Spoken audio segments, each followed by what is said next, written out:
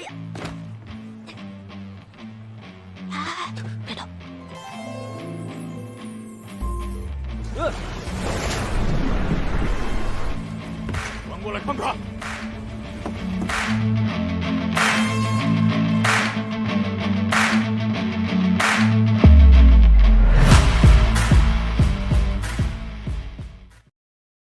Dulu, di kerajaan negara Dajing, bangsawan bernama Di Jing'an dituduh berkhianat dan bersekutu dengan musuh. 80.000 prajuritnya mati di bawah Gunung Xingnan. Bangsawan Jing'an bunuh diri di kediamannya. Hal itu ngebuat Kaisar Jiachang Han Zongyuan marah dan menurunkan perintah untuk membunuh 9 keturunan keluarga Di. Tersisa putri keluarga Di bernama Di Ziyuan yang berhasil selamat berkat surat wasiat Kaisar pendiri Jiachang yang dibawa putra mahkota Han Ye, yang mana berisi kalau Di Ziyuan harus menikah dengannya saat sudah dewasa. Di Ziyuan tidak percaya kalau ayahnya Di Jing'an berkhianat karena selama ini tulus melayani kerajaan. Dengan surat wasiat dari Han Ye jugalah Di Ziyuan pun tidak jadi dibandai juga dan menjadi satu-satunya keturunan keluarga Di yang masih hidup. Tapi Ziyuan harus tinggal di Gunung Daishan sampai nanti waktunya menikah dengan Han Ye. 10 tahun telah berlalu, sekarang Han Ye akan pergi ke selatan kerajaan untuk membasmi bajak laut Dongqian. Dia berpamitan sama Luo Mingxi yang merupakan menteri hukum dan juga pengawal di Ziyuan dulu hingga sekarang. Singkatnya, setelah sampai di daerah selatan, Han Ye bertemu seorang wanita bernama Ren Anle yang sekilas ngebuatnya teringat dengan di Ziyuan. Menyadari ada mata-mata bajak laut Dongqian, mereka pun kabur menerjang hujan. Dan saat sudah terdesak, Ren Anle dengan tingkah konyolnya langsung menarik Han Ye bersembunyi di perahu kecil supaya aman dari mata-mata Dongqian. Dan tak hanya itu, karena tiba-tiba Ren Anle melepas tali perahunya yang ngebuat mereka berlayar di laut. Disinilah Anle dengan tingkah konyol manis manja mempesonanya terus menggoda Han Ye.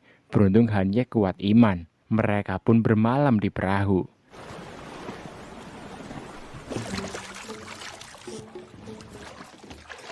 Saat sudah di tengah laut, Han Ye yang tidak bisa pakai dayung malah rebutan sama Anle yang ngebuat dayungnya jatuh. Hal ini pun ngebuat mereka terombang-ambing di laut lepas ini. Namun tiba-tiba ada perahu besar kelompok bajak laut Dongqian yang ke arah mereka. Lagi-lagi dengan konyol tapi penuh perhitungan, Anle membalikkan perahu mereka untuk bersembunyi dari bajak laut Dongqian. Di sini Anle mengungkapkan keinginannya menikah sama Han Ye si putra mahkota kalau mereka selamat kali ini. Dan saat anak buah kapal Dongqian mau menyadari persembunyian mereka, tiba-tiba banyak kapal desa Anle yang datang mengepung Dongqian. Saat itulah Anle muncul memimpin pasukannya menyerang bajak laut Dongqian. Ya, Anle merupakan kepala desa Anle atau juga pemimpin bajak laut Anle. Dia dengan lihainya membantai pasukan bajak laut Dongqian.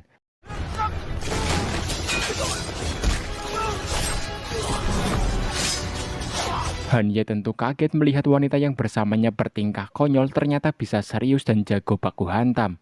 Yang lalu Han Ye pun datang ngebantu pasukan Ren Anle. Dia juga terluka akibat melindungi Anle. Dan tidak sampai 1 jam, pasukan Ren Anle berhasil membantai semua bajak laut Dongqian. Kita diperkenalkan juga sama Yun Xin, asisten Anle, dan Yun Su, pengawal pribadi Anle.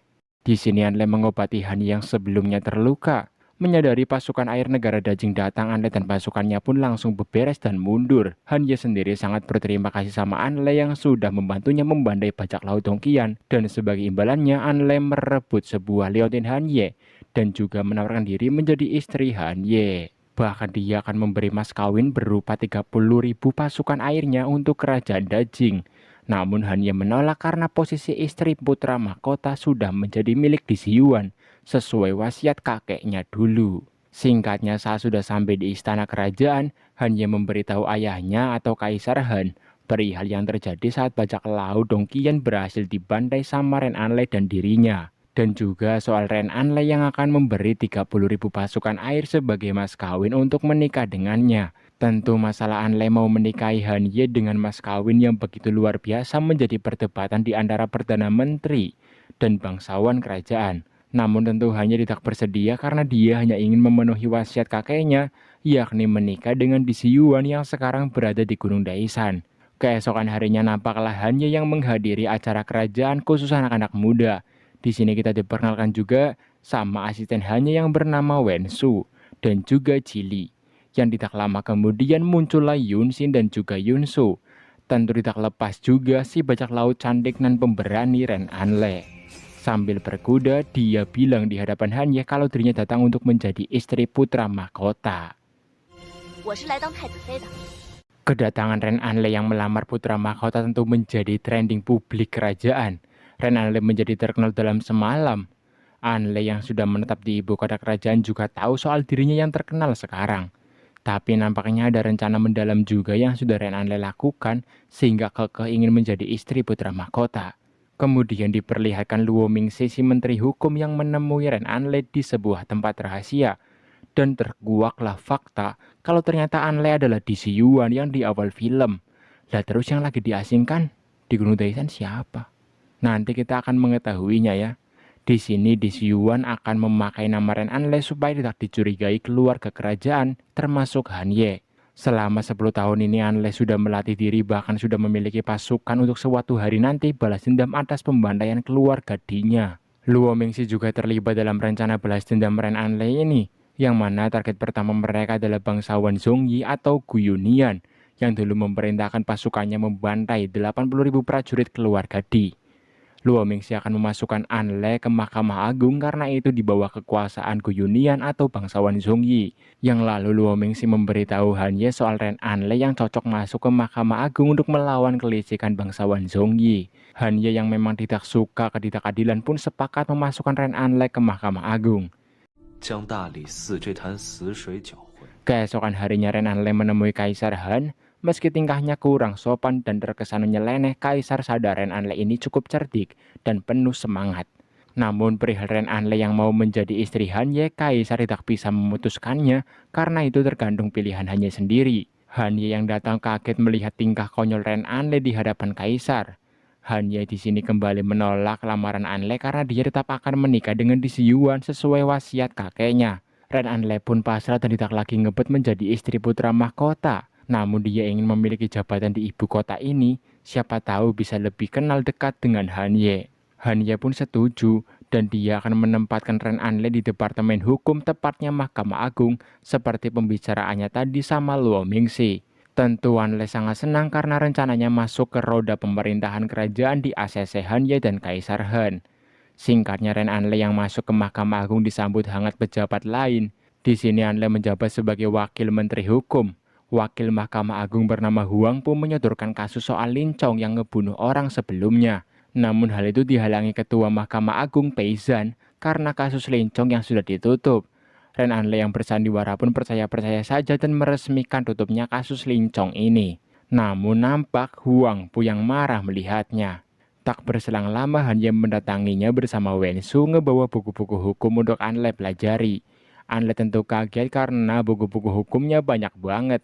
Namun tetap saja dia terus godain Hanye yang sebenarnya hanya ini salting cuma tetap cool aja gitu, maklum putra mahkota. Hanye ngasih tahu mekanisme pekerjaan Anle di Mahkamah Agung ini yang saat jalan-jalan ke pusat ibu kota mereka melihat putra bangsawan Zhongyi bernama Gukisan yang menunggang kuda dan mengacau pasar. Hanye yang kesal pun menghentikannya secara diam-diam. Meski bersalah, Gukisan ini tetap sombong dan mengandalkan nama besar ayahnya untuk melindungi diri dari warga yang ada. Nampaklah Ren Anle yang juga marah melihat tingkah congkak Gukisan. Beruntung Hanye menahannya agar tidak terlibat masalah dulu. Malam harinya Ren Anle bersama Yusin mendatangi restoran Ling Xiang. Putra mahkota juga tahu soal ini dari Jili dan lalu pergi ke sana. Nampaklah kemewahan restoran Ling Xiang. Di sini juga ada Luo Mingxi yang kata Hanye dia sering kesini untuk menangkap orang yang punya masalah hukum. Luo Mingxi sama seperti Ren Anle yang punya kepribadian ganda, berpura-pura saat di depan publik dan penuh sandiwara, dan merencanakan balas dendam pada keluarga kekaisaran saat sedang berduaan. Meski begitu hubungan dekat di antara mereka berdua memang tidak bisa disembunyikan. Di sini Luo Mingxi dan Anle berencana akan mulai menghancurkan kedikdayaan bangsawan Zhongyi saat ujian negara. Lebih tepatnya mengincar anaknya Gukisan, si pemuda sombong sebelumnya. Karena di ujian negara ini pasti bangsawan Zhongyi akan curang demi anaknya Gukisan lulus. Dan benar saja di tempat bangsawan Zhongyi dia telah merencanakan kecurangan untuk anaknya lulus di ujian negara nanti. Luo Mingxi dan Anle benar-benar tidak salah target, dan selangkah demi selangkah dalam pembantaian keluarga dia akan kena karma dari mereka. Singkatnya diperlihatkanlah Luo Mingxi yang bersama tangan kanannya si perempuan tercantik di ibu kota, Lin Lang. Kita tahu juga kalau ternyata Luo Mingxi pemilik restoran Ling Xiang ini. Bertepatan dengan pesta wanita cantik, Luo Mingxi dan Anle pun mulai melancarkan rencananya. Han Ye juga datang melihatnya di restoran Ling Xiang. Dan tidak lama kemudian muncullah Gukisan bersama Lin Chong dan antek-anteknya. Tentu hal ini sesuai dengan rencana Anle dan Luo Mingxi. Di sini Han Ye, Anle, Wensu, dan Luo Mingxi juga terus melihat tingkah sombong Gukisan ini yang mentraktir Lin Chong dan dua temannya. Mereka menantikan kedatangan Lin Lang, si wanita tercantik di ibu kota. Tidak lama dari itu Lin Lang pun muncul dengan tarian khas penggodanya dengan iringan musik yang syahdu.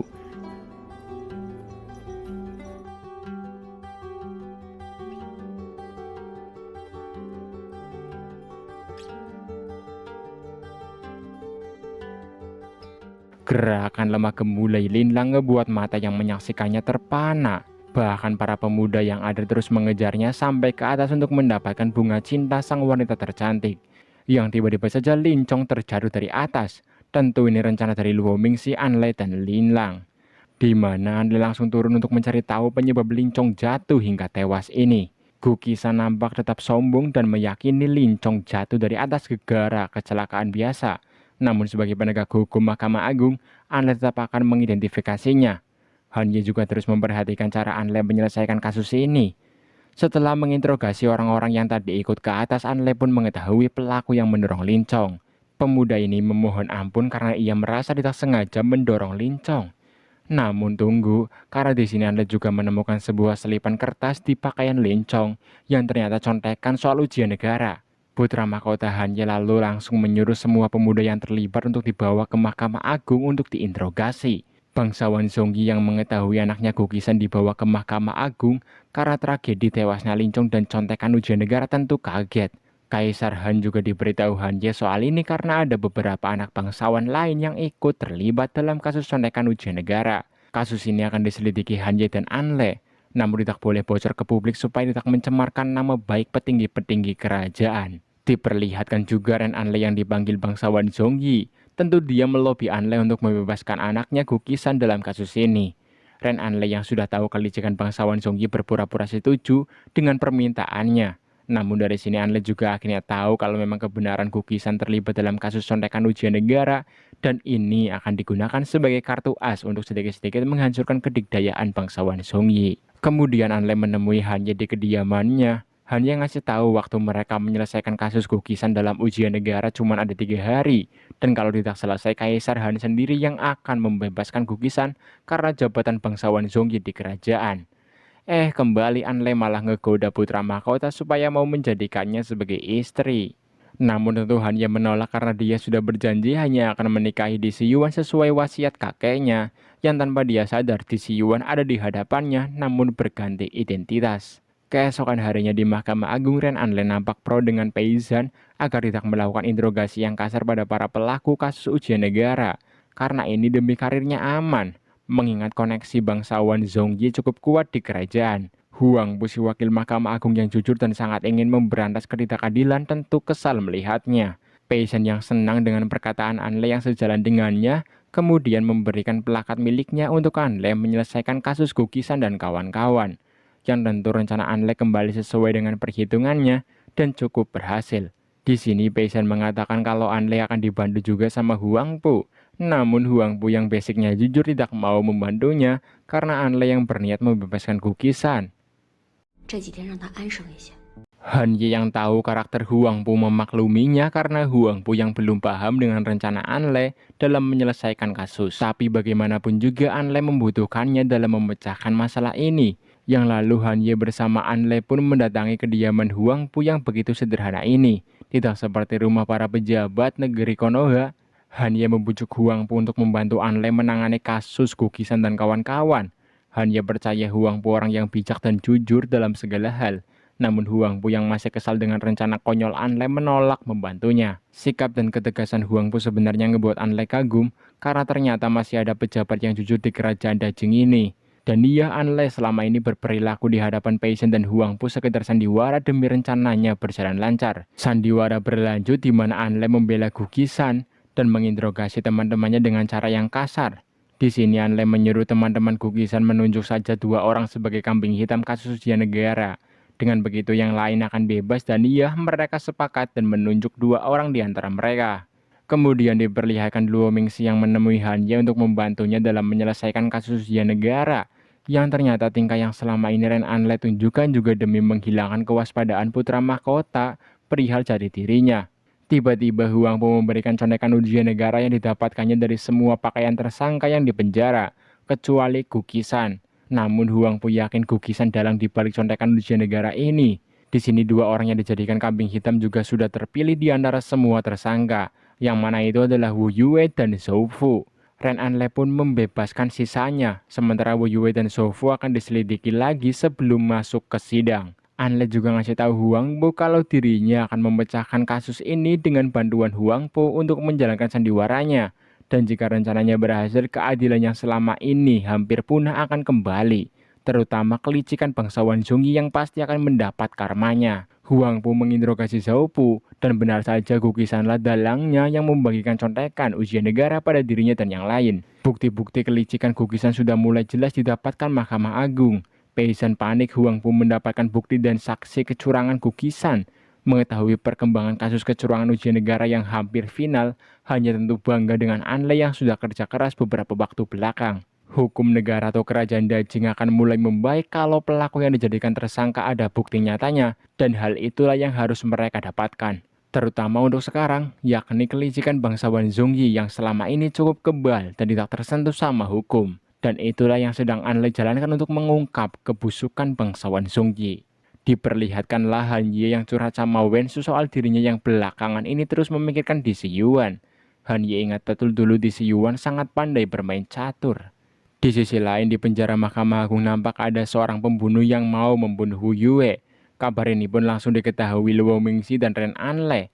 Mereka tahu bangsawan Zhongyi lah yang melakukannya. Keesokan harinya bangsawan Zhongyi menyuruh Gugisan pergi dari ibu kota supaya tidak kembali menjadi tersangka Mahkamah Agung. Si manja Gugisan pun menurut sama ayahnya. Namun ternyata Luo Mingxi sudah mengatur rencananya agar Gugisan tidak keluar kota dan datang ke restoran Ling Xiang untuk menghadiri acara wanita cantik asistennya, Lin Lang. Han Ye dan Wen Su yang tahu Anle ada di sini juga datang menemuinya. Anle lagi-lagi bertingkah konyol tapi bikin suasana jadi romantis. Di sisi itu Huang Pu juga mulai menjalankan sandiwaranya bersama dengan orang-orang kepercayaannya yang melepas jabatan di Mahkamah Agung karena Pei Shen yang menutup kasus Gugisan. Kembali ke restoran Ling Xiang, acara wanita cantik telah dimulai dengan pertunjukan Lin Lang yang begitu mempesona. Dan saat acara selesai, Anle menghasut pemuda yang ada untuk selalu menegakkan keadilan, tidak peduli dengan jabatan dan kekuasaannya. Yang tidak lama kemudian muncullah Gugisan yang sudah diatur oleh Luo Mingxi sebelumnya. Lin Lang menggoda Gugisan dan minum arak bersama, yang lalu Anle pun nyamperin. Namun dia juga menyuruh Gugisan kabur karena ada putra mahkota di sini yang mau menangkapnya.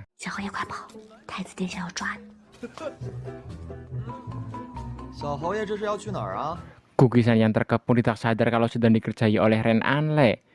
Yang kemudian Wen Su pun langsung menahannya. Tak hanya itu karena semua pemuda di sini juga langsung memukuli Gugisan yang sangat sombong ini.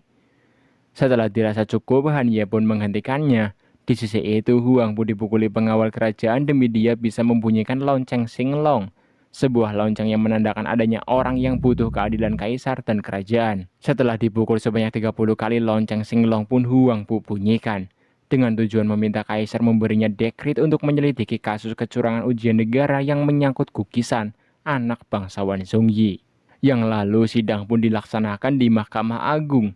Putra mahkota Han Ye yang menjadi hakim ketuanya didampingi Ren Anle dan Luo Mingxi selaku menteri hukum. Huang Pu sebagai pelapor dan Gugisan sebagai tersangka pun dibawa masuk. Ren Anle yang masih bersandiwara pura-pura menenangkan Gugisan. Gugisan awalnya menyangkal tuduhan dirinya terlibat dalam kecurangan ujian negara. Tapi kemudian Huang Pu memberikan bukti kesaksian dari Wu Yue soal Gugisan yang terlibat. Gugisan kaget karena setahu dia Wu Yue sudah meninggal. Yang lalu Wu Yue pun muncul yang tentu ngebuat Gugisan tambah panik. Wu Yue mengatakan kesaksiannya kalau memang benar Gukisan dalang di balik kecurangan ujian negara dan juga berniat membunuhnya saat di penjara. Tak hanya itu, karena kemudian lembar jawaban ujian negara milik Gukisan diberikan kepada Anle untuk ngetes kalau memang Gukisan tidak mencontek. Gukisan mulai keringet dingin ketakutan. Di sisi itu, bangsawan Zongyi juga berlutut terus di depan istana kerajaan demi memohon kepada kaisar supaya membebaskan anaknya Gukisan. Dan pada akhirnya kaisar pun mau bertemu dengannya. Kaisar menyeru bangsawan Zongyi patuh pada aturan kerajaan dan perihal anaknya Gukisan, kaisar menyerahkan keputusannya kepada putra mahkota yang menjadi hakim sekarang. Tapi nampaknya kaisar juga akan membantu bangsawan Zongyi sebisanya supaya Gukisan bisa bebas nanti. Kembali ke pengadilan, Gukisan mengaku tidak ingat soal dan jawaban ujian negara. Untuk menjebak Gukisan, Anle pura-pura membantunya yang pada akhirnya dia pun berhasil membuat Gukisan si sombong tapi blon ini masuk ke dalam perangkapnya. Dan Gukisan pun baru sadar kalau ternyata selama ini Anle sengaja menjebaknya. Namun meski begitu dia tetaplah angkuh dan melindungi dirinya dengan nama besar sang ayah bangsawan Zongyi. Dia mengaku melakukan kecurangan dan mencontek ujian negara lalu membagikan pada yang lain. Karena pengakuannya inilah putra mahkota dan Luo Mingxi menjatuhi hukuman mati kepada Gukisan. Dan barulah Gukisan yang semula sombong seketika memohon ampunan pada Han Ye. Namun karena kasus kecurangan dalam ujian negara, berencana membunuh Wu Yue, dan berakhlak tidak baik, putra mahkota menjatuhkan hukuman mati buat Gukisan setelah musim gugur dan juga menghapus gelar sarjananya.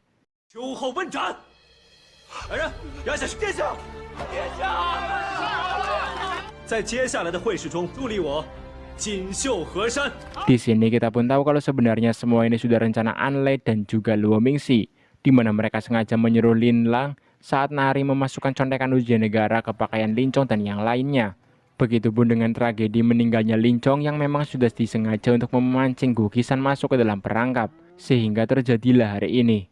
Gukisan tidak berdaya dengan semua bukti yang dia ucapkan sendiri. Peizhan, si ketua Mahkamah Agung yang juga korup, sudah dipecat dan digantikan Anle. Malam harinya, Han Ye minum teh bareng Luo Mingxi, satu-satunya orang yang sama sepertinya masih memikirkan Di Siyuan. Luo Mingxi ini dulu pengawal pribadi Di Siyuan, bahkan sampai sekarang, karena kan Di Siyuan asli ialah Ren Anle, dan yang di Gunung Daishan itu orang lain alias Di Siyuan palsu. Han Ye yang masih ingin tahu latar belakang Anle karena sangat cerdas meminta Luo Mingxi menyelidikinya. Han Ye orangnya sangat teliti dan peka. Dia yakin kalau Ren Anle ke ibu kota tidak sekedar hanya ingin menjadi istrinya, tapi ada hal lain juga. Bahkan Han Ye juga mengatakan kecurigaannya sama Anle langsung. Namun Anle malah dengan gampangnya mengalihkan pembicaraan. Di sisi lain, di kediaman bangsawan Zongyi, si bangsawan ngasih tahu istrinya kalau anaknya Gukisan bisa lepas dari hukuman mati asal diasingkan. Ini juga berkat dirinya memohon semalaman sama kaisar. Dia berjanji akan balas dendam sama Ren Anle yang sudah membuatnya jadi seperti ini. Sementara itu di restoran Ling Xiang, Anle dan Han Ye melihat banyaknya orang yang bertaruh pada Anle jadi istri Han Ye sang putra mahkota. Ren Anle yang sudah menyiapkan papan kenaikan tingkatnya menjadi istri putra mahkota pun menunjukkannya kepada semua orang, termasuk Han Ye. Yang mana setiap Anle menyelesaikan kasus, tingkatnya menuju posisi istri Han Ye akan meningkat. Dan sekarang tingkatnya sudah di tengah-tengah karena telah menyelesaikan kasus ujian negara. Tentu semakin dekat dengan posisi istri putra mahkota. Tiba-tiba Wen Su datang menyuruh Han Ye menemui kaisar yang sudah menunggu. Di sini kaisar menjelaskan soal Gukisan yang diringankan hukumannya dan hanya diasingkan saja. Hal ini tidak lepas karena pengaruh bangsawan Zongyi yang punya banyak pasukan di Jiangnan.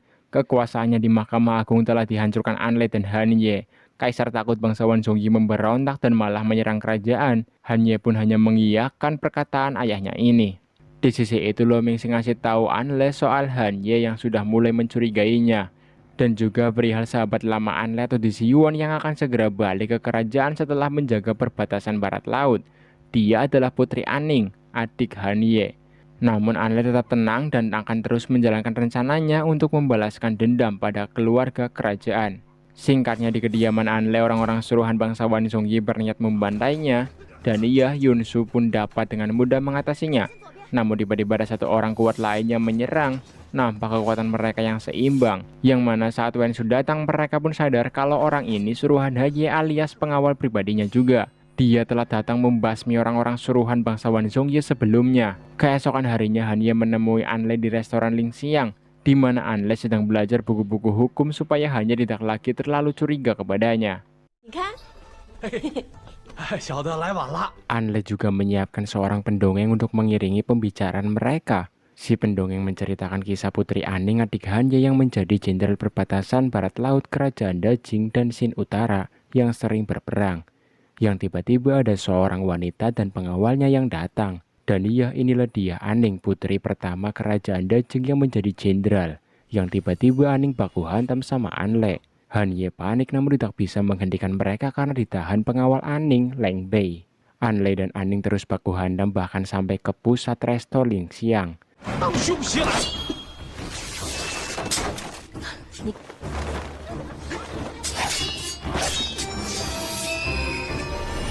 打得不错。 Yang setelahnya, ya ternyata mereka cuma lagi main-main aja. Mereka lalu berkenalan dan jadi sangat akrab. Ya meski kalau Anda tidak menyamar dan jadi DC Yuan juga, mereka sudah sahabatan dari kecil. Han Ye yang awalnya panik pun akhirnya bisa tenang melihatnya. Kemudian nampaklah kaisar yang pusing menerima beberapa dokumen dari bawahannya yang menyuruh putra mahkota Han Ye segera menikah. Perdana Menteri Kanan tahu putra mahkota hanya akan menikah dengan DC Yuan sesuai wasiat kakeknya. Tapi dengan umurnya sekarang putra mahkota harus menikah entah dengan DC Yuan atau siapapun. Asal wanita baik untuk melanjutkan tahta kaisar nantinya. Di sisi lain, Ren Anlai dan Luo Mingxi berencana menghancurkan tahta Zhong Liwen yang juga antek-antek dari bangsawan Zhongyi. Yang mana Anlai tahu daftar 80.000 pasukan keluarga Di yang saat itu dibantai ada di kediaman Zhong Liwen juga. Namun karena An Le yang sekarang sedang banyak diperhatikan gerak-geriknya oleh para pejabat korup, Luo Mingxi berencana ngebawa DC Yuan palsu turun gunung supaya identitas asli Anda tidak terungkap sebelum rencana mereka berhasil. Kemudian diperlihatkan Ibu Suri Su Yujun atau juga ibu kandung Kaisar Han yang ditemui Kaisar setelah selesai berdoa untuk suaminya atau Kaisar pendiri. Ibu Suri menekan Kaisar untuk segera melangsungkan pernikahan Han Ye karena sudah cukup umur. Dia kesal karena Han Ye yang masih saja memegang janji wasiat suaminya untuk menikah dengan DC Yuan yang tidak disukainya sejak dulu. Bahkan dia memberi beberapa nama wanita yang mungkin cocok jadi istri Han Ye. Kaisar pun lalu memberitahukan hal ini pada Han Ye. Namun tetap saja Han Ye kekeh dengan pendiriannya, tidak mau menikah kecuali sama DC Yuan, sesuai wasiat kakeknya. Kaisar Han marah mendengarnya. Yang lalu Han Ye pun berlutut di depan istana berharap Kaisar mengizinkannya menikah dengan pilihannya sendiri dan tidak harus dipaksa. Bahkan Han Ye berlutut sampai pagi hari. Tiba-tiba An Le datang dan langsung menemui Kaisar. An Le membicarakan soal mas kawinnya yang sejumlah 30.000 pasukan air untuk menjadi istri Han Ye. Dia takut kalau usahanya selama ini sia-sia kalau Han Ye menikah dengan orang lain. Kaisar sadar selama ini An Le memang cocok sama anaknya. Tapi kan Han Ye cuma mau menikah sama DC Yuan. Yang lalu An Le mengusulkan untuk diadakan aja acara pemilihan istri buat Han Ye. Namanya dan DC Yuan juga dimasukkan ke dalam calon-calon istri pilihan Han Ye. Hal ini tentu lebih adil untuk Han Ye dan wanita yang menyukainya termasuk An Le. Dan Kaisar sepakat dan langsung membuat dekret buat Han Ye yang meminta Han Ye memilih istri dari calon-calon nama yang nanti akan masuk ke dalam pilihan termasuk An Le dan DC Yuan. Siapapun boleh masuk ke dalam nama-nama pemilihan istri untuknya, yang artinya DC Yuan akan turun gunung. Tentu ini tidak lepas juga dari rencana An Le dan Luo Mingxi. Kemudian di kediaman lama keluarga Di nampak Aning yang sedang jalan-jalan di sini. Aning bersahabat sejak kecil dengan DC Yuan, yang lalu Han Ye dan Luo Mingxi pun menemuinya. Aning bisa jadi pemberani seperti sekarang juga berkat DC Yuan dulu yang selalu memperlihatkan keindahan dunia luar istana.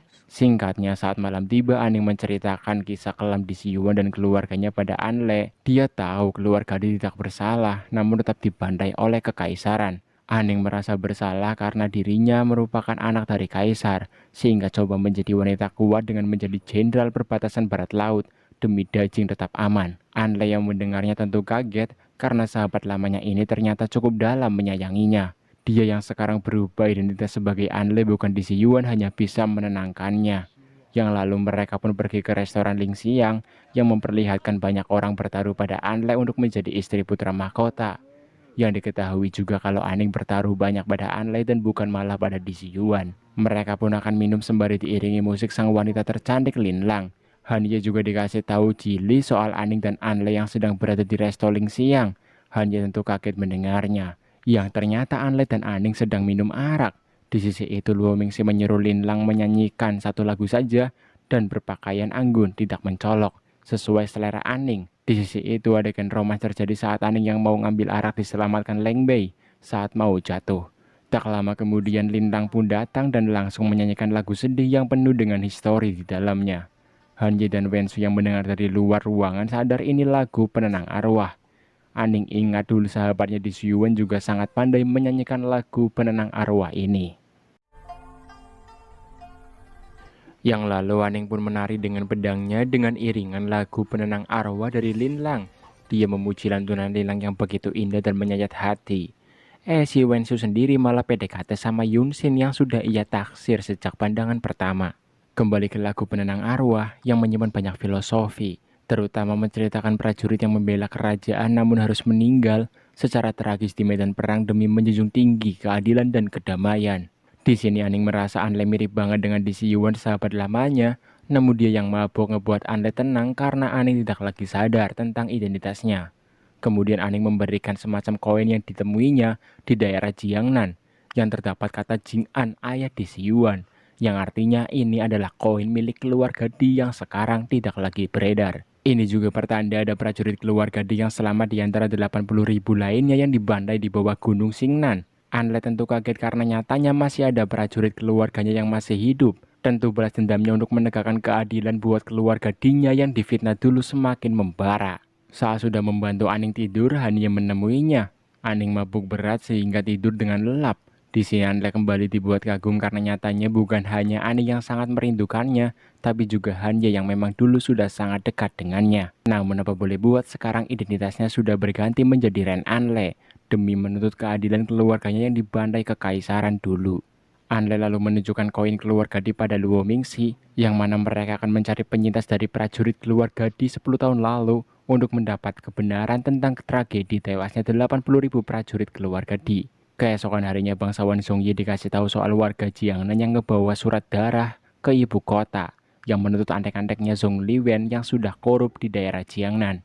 Dia yang juga takut kebawa masalah ini akan menghalangi si warga yang ngebawa surat darah dan juga menyuruh Zhong Liwen mengurusi persoalan di Jiangnan. Dikasih tahu Anle juga akan pergi ke Jiangnan untuk menyelidiki sesuatu dan Luo Mingxi menyuruh Lin Lang yang juga pandai bela diri membantunya.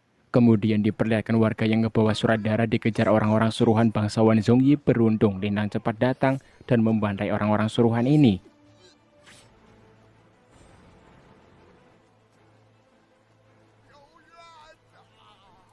Si warga pergi ke Mahkamah Agung, namun karena malam jadi tidak ada orang. Keesokan harinya Huang Pu yang menemui si warga diberi surat darah rakyat Jiangnan yang menuntut Zhong Liwen.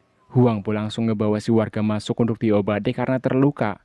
Anle yang baru datang langsung diberitahu Huang Pu soal surat darah warga Jiangnan ini. Tentu ini juga tidak lepas gegara Zhong Liwen yang ngebuat sengsara rakyat Jiangnan. Meski udah tahu kebusukan Zhong Liwen, Anle pura-pura tidak mengetahuinya dan tentu akan menyelesaikan kasus ini. Anle lalu memberikan surat darah pada Hanye yang tentu Hanye kaget. Ada pejabat yang korup parah bahkan ngebuat rakyat tersiksa gegara bencana. Dia yang sangat menentang ketidakadilan di kerajaan Danjing tentu marah melihat isi surat darah ini yang mengatakan kebusukan Zhong Liwen. Hanye lalu ngasih tahu kaisar soal ini agar dirinya diberi dekret untuk menindak tegas Zhong Liwen si pejabat korup sekaligus menyelidiki Zhong Liwen. Jiangnan memang wilayah keras dan penuh kejahatan, maka dari itu sebagai putra mahkota Hanye ingin memperbaikinya, terutama sistem pemerintahan di sana. Hanye juga mengajak Luo Mingxi ikut dengannya ke Jiangnan, yang mana Luo Mingxi justru menyuruh Hanye ngebawa Anle saja. Dan iya mau nggak mau Hanye pun membujuk Anle ikut dengannya, apalagi Anle yang sudah malang melintang di wilayah selatan. Anle bisa saja membantu Hanye, tapi dengan syarat Hanye harus minum arak dulu dengannya. Hanye pun setuju. Malam harinya Hanye pun mentraktir Anle dinner minum arak, yang mana meski dirinya tidak kuat minum, tapi demi Anle mau ikut dengannya ke Jiangnan, Hanye pun rela melakukannya. Wensu, Jili, Yuxin, dan Yunsu juga ikut mabuk ya. Yang kemudian nampaklah Hanye yang sudah benar-benar mabuk, begitupun dengan Wensu. Hanye melantur yang seperti layaknya orang mabuk pada umumnya. Anle yang belum mabuk pun terus mengawasinya, takut Hanye berbuat macam-macam. Hanya seperti anak kecil yang mabuk sampai manjat pohon. Gegara mabuknya ini juga lah Hanye sadar kalau Anle mirip sekali dengan di si Yuan. Anle kaget, beruntung Hanye mabuk jadi tidak akan ingat soal ini saat sudah sadar nantinya.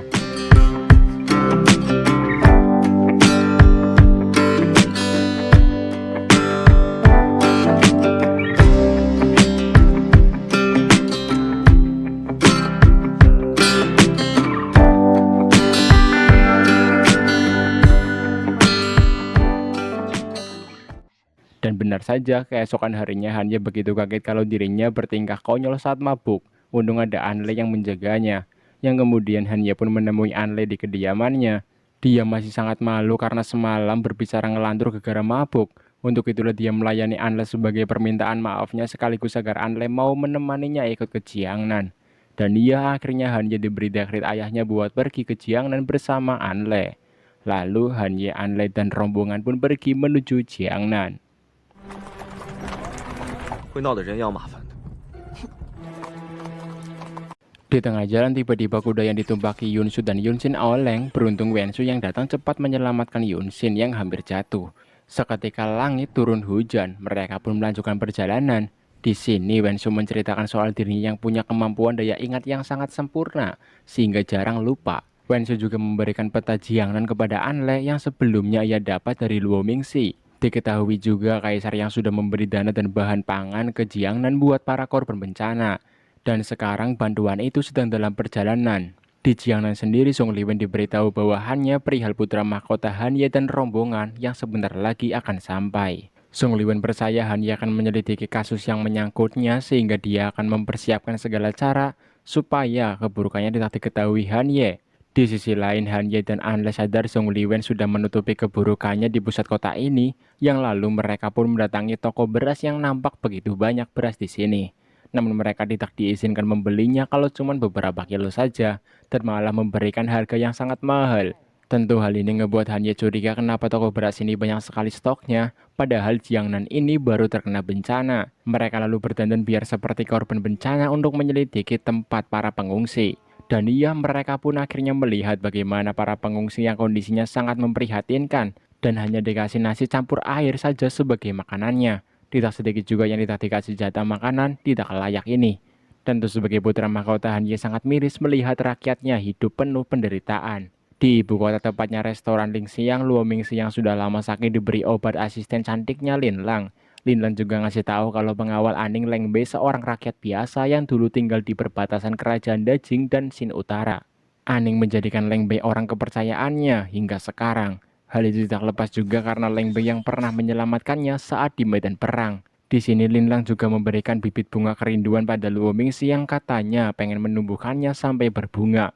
Lin Lang juga lah yang akan membantu merawat bunga kerinduan ini. Kembali ke Jiangnan, nampaklah Yunsu dan Jiangsong yang lagi baku hantam melawan orang-orang suruhan. Namun Hanye dan Anle juga harus ikut turun tangan membantu ngebantai orang-orang yang berniat membunuh Hanye ini. Namun mereka tidak dapat mencari tahu siapa yang menyuruhnya karena semua pembunuh ini telah bunuh diri menggunakan racun. Meski begitu, Hanye yakin pembunuh sebelumnya dikirim oleh bangsawan Song Yi dan Song Liwen. Tapi Hanye sadar tujuannya bukan membunuh tapi memberi peringatan buatnya. Tentu ini tidak lepas karena ketakutan Song Liwen dan bangsawan Song Yi yang takut kebusukannya diketahui Hanye. Hal ini ngebuat Hanye sadar ada orang yang bersamanya membocorkan soal kedatangannya ke Jiangnan ini, alias mata-mata. Dan daripada terus diam-diam, Hanye dan Anle sepakat untuk menunjukkan diri pada Song Liwen, si penguasa Jiangnan ini. Keesokan harinya, Song Liwen pura-pura menyambut hangat Hanye. Dia membual seolah-olah sudah memberikan bantuan bahan pangan buat rakyat yang kena musibah. Bahkan dia bilang sudah kehabisan bahan pangan di gudang pemerintahan. Hanye pura-pura percaya saja, namun Anle yang kesal langsung ngesekak Song Liwen dengan mengungkapkan kebusukannya yang ditulis warga Jiangnan dalam surat darah beberapa hari lalu di ibu kota. Kemudian saat sedang merundingkan rencana mereka untuk membuktikan kebusukan Song Liwen, Hanye sadar ada mata-mata yang terus mengawasinya, sehingga mengalihkan topik pembicaraan. Anle malah memanfaatkan situasi ini buat mesra-mesraan sama Hanye. Di sini Hanye merasa bantuan dari istana kerajaan yang masih dalam perjalanan lama untuk sampai. Dia memutar otak supaya rakyat yang kena bencana bisa cepat mendapat bantuan agar tidak ngebuat keributan, apalagi dirinya yang sekarang putra mahkota ada di sini. Jadi rakyat pasti akan menekannya untuk segera memberi bantuan. Anle tentu akan membantunya dengan sepenuh jiwa dan raga. Di sisi lain, Luo Mingxi nampak sangat senang melihat bibit bunga kerinduan yang sudah mulai tumbuh tunas. Padahal bunga kerinduan ini sangat sulit tumbuh di ibu kota dan hanya tumbuh di beberapa wilayah saja di bagian selatan. Lin Lang ikut senang melihat Luo Mingxi bahagia seperti ini. Diperlihatkan juga Putri Aning yang lagi mabuk di restoran Ling Xiang ini dan sedang disambut tarian khas Ling Xiang, yang kemudian Luo Mingxi dan Lin Lang pun menemuinya, yang mana Lin Lang langsung memainkan musik buat mengiringi Aning dan Luo Mingxi ngobrol. Aning sangat ingat betul, dulu juga sahabatnya di Xiyuan sangat suka memainkan musik lagu ini. Luo Mingxi terus menggali informasi tentang masa lalu saat keluarga Di dibantai. Siapa tahu Aning mengetahui kebenarannya. Dan nampaklah Aning yang seperti merasa takut seakan ada sesuatu yang ia ketahui tentang tragedi masa itu. Bahkan dia merasa tidak sanggup kalau sampai melihat Di Xiyuan lagi setelah 10 tahun diasingkan di Gunung Daisan.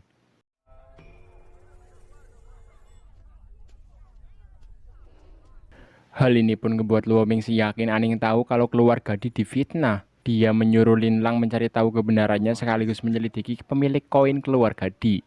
Kembali ke Jiangnan di mana Han Ye bersama An Le mendatangi resto Wan Ji yang memenuhi undangan makan dari pejabat-pejabat bawahan Song Liwen. An Le di sini menanyakan nama satu persatu pejabat yang ada dan Wen Sule yang bertugas mengingatnya. Di sini Song Liwen ternyata berniat menyuap An Le dengan memberinya hadiah agar tidak terus-terusan menyelidiki kebobrokannya. Hal ini juga untuk menggulingkan An Le yang dianggap pejabat bersih di Mahkamah Agung. Namun tentu dia sudah salah melakukan ini pada An Le karena An Le dan Han Ye sudah punya rencana duluan untuk mengcounternya. Ya, An Le akan mencatat semua nama pejabat yang memberinya hadiah ini, begitupun dengan barang-barangnya. Tentu hal ini ngebuat Song Liwen dan antek-anteknya panik karena An Le yang ternyata lebih cerdas darinya. Dibantu Wen Su, An Le pun mulai mencatat nama-nama mereka dan barang pemberiannya. Menyadari ada yang berganti nama, Wen Su pun langsung menegurnya karena dia ingat betul nama aslinya saat lagi minum bareng An Le. Mereka pun tidak dapat berkutik dan menulis nama aslinya. Wen Su akan memberikan nama-nama pejabat korup ini ke Yun Xin untuk diselidiki lebih lanjut. Para pejabat korup memohon ampun pada Han Ye selaku putra mahkota. Begitupun dengan Song Liwen. Perhatian mereka teralihkan karena adanya rakyat Jiangnan yang kena dampak bencana yang ingin bertemu putra mahkota Han Ye. Mereka meminta bantuan bahan pangan kepada Han Ye. Menyadari ini juga bagian dari rencana licik Song Liwen untuk menjatuhkan martabatnya. Han Ye awalnya bingung. Beruntung ada An Le yang akan membantunya mencari bahan pangan dari pedagang kaya dan pejabat korup untuk rakyat sebelum bantuan dari kerajaan sampai beberapa hari lagi. Han Ye akan pergi mencari bahan pangan buat rakyat yang ada, dan An Le yang akan menjaga para rakyat agar tidak buat keributan sampai Han Ye datang nanti ngebawa bahan pangan. Diperlihatkanlah Han Ye yang sedang diantar salah satu pejabat bawahan Song Liwen untuk mendapatkan beras buat rakyat. An Le sendiri juga masih menceritakan kisahnya supaya rakyat yang kelaparan ini bisa tenang menunggu kedatangan Han Ye nanti. Namun meski sudah menjelang sore, Han Ye masih belum kunjung kembali ngebawa bahan pangan yang ngebuat rakyat mulai heboh kembali. Yang mana ternyata dari tadi Han Ye hanya dibawa muter-muter si pejabat korup. Kembali ke dalam resto Wan Ji yang dimana Jili bersama pengawal kerajaan ngebawa karung berisi beras untuk dibagikan kepada rakyat.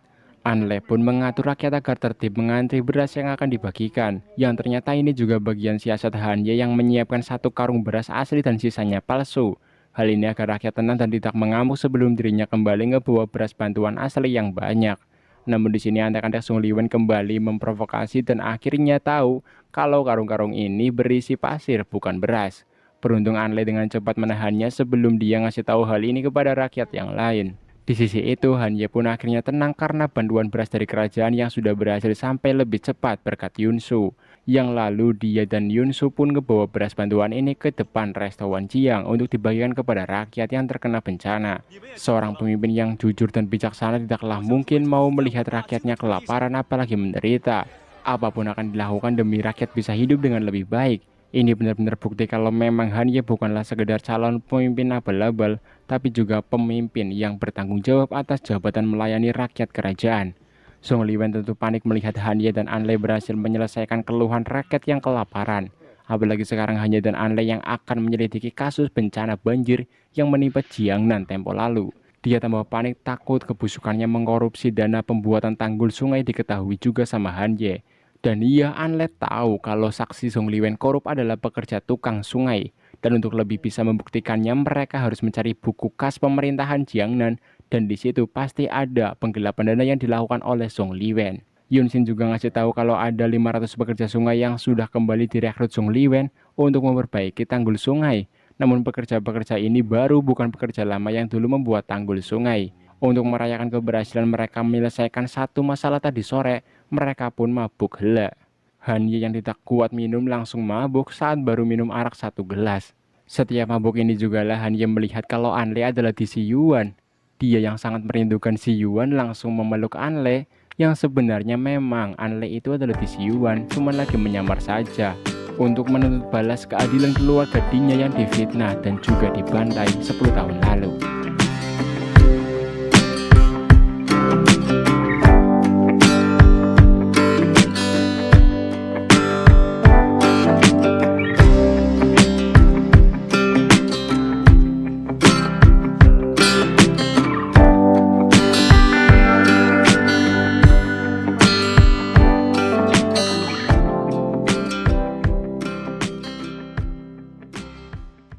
Di ibu kota sendiri, Luo Mingxi dikasih tahu Linlang soal perkembangan pemilik koin keluarga Di yang dimiliki oleh seorang bermarga Zhang, namun keberadaannya tidak diketahui. Begitupun dengan Yunxin dan Yunsu yang terus mencari keberadaan pemilik koin keluarga Di.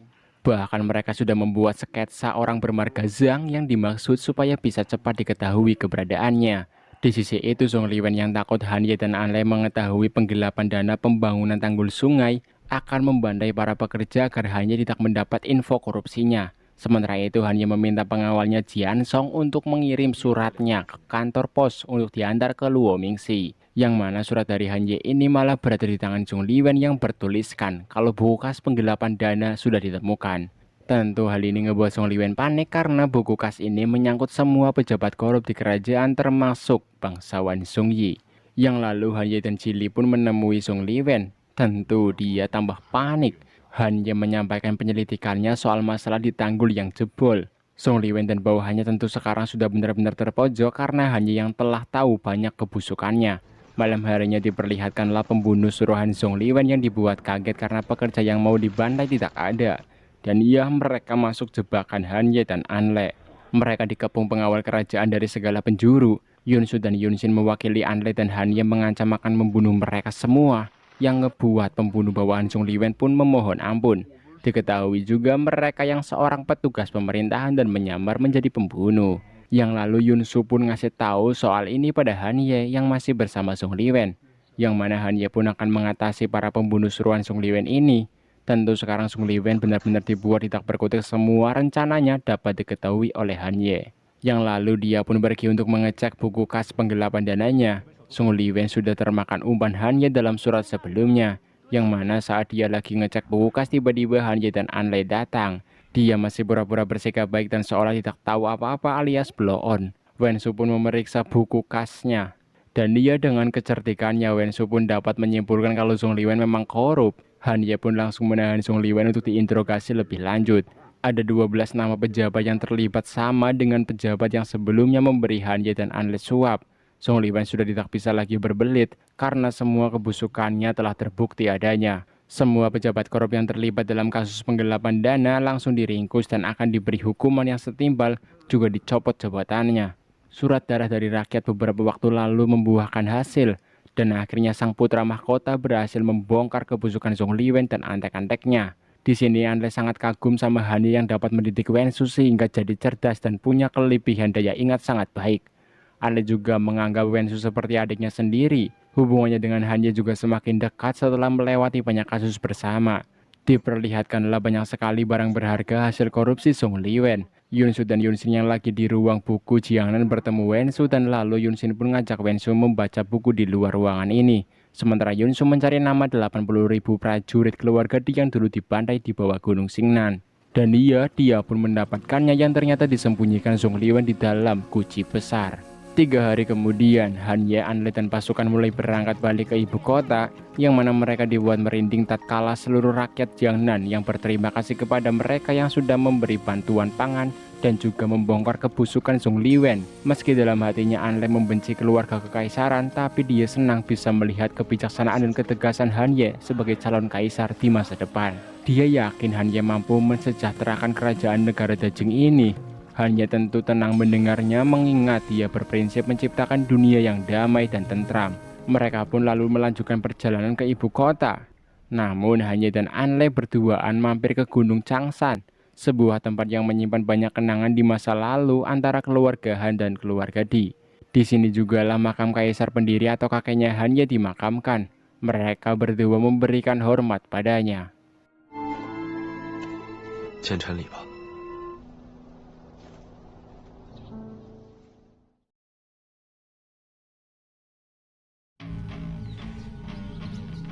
那条尾巴，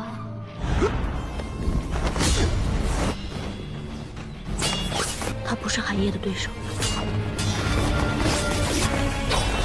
Mereka pun lalu melanjutkan perjalanan ke ibu kota. Namun Han Ye dan An Le berduaan mampir ke Gunung Changshan, sebuah tempat yang menyimpan banyak kenangan di masa lalu antara keluarga Han dan keluarga Di. Di sini jugalah makam kaisar pendiri atau kakeknya Han Ye dimakamkan. Mereka berdua memberikan hormat padanya. 虔诚礼吧。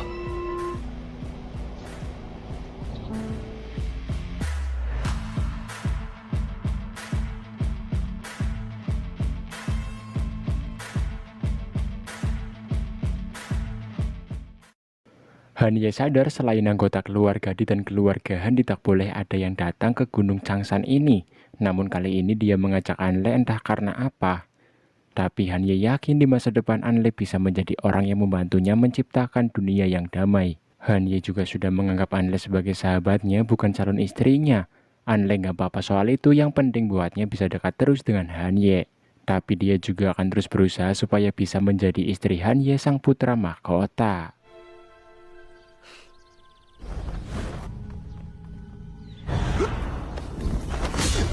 Tiba-tiba ada pembunuh yang menyerang Han Ye dan ternyata dia adalah Jian Song, pengawal pribadi Han Ye yang berkhianat. Baku hantam di antara mereka pun terjadi.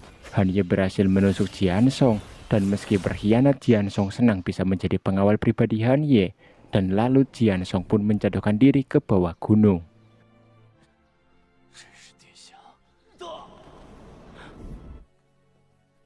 Di sisi lain, Kaisar Han sadar anaknya Han Ye dan An Le sudah menyinggung bangsawan Zhongyi dengan menghancurkan kedidayaannya di daerah Jiangnan. Hal itu tidak lepas juga karena Han Ye seorang yang jujur, bijaksana dan tidak menyukai ketidakadilan. Diketahui juga dari Lin Lang kalau sekarang jabatan Zhong Liwen di Jiangnan telah digantikan oleh orang usulan Luo Mingxi yang pasti nggak korup kayak Zhong Liwen. Lin Lang ini selain bertugas sebagai penari restoran yang juga seorang mata-mata Luo Mingxi ya. Sementara itu nampaklah bangsawan Zhongyi yang pusing kekuasaannya di Jiangnan telah sirna gara-gara Han Ye dan Ren An Le. Dia akan menyerang Ren An Le secara diam-diam karena semua kekacauan yang terjadi padanya sekarang juga gara-gara adanya An Le di balik Han Ye. Jadi dia berniat menumbangkan An Le dulu. Kemudian diperlihatkan An Le yang sampai di ibu kota bersama Han Ye.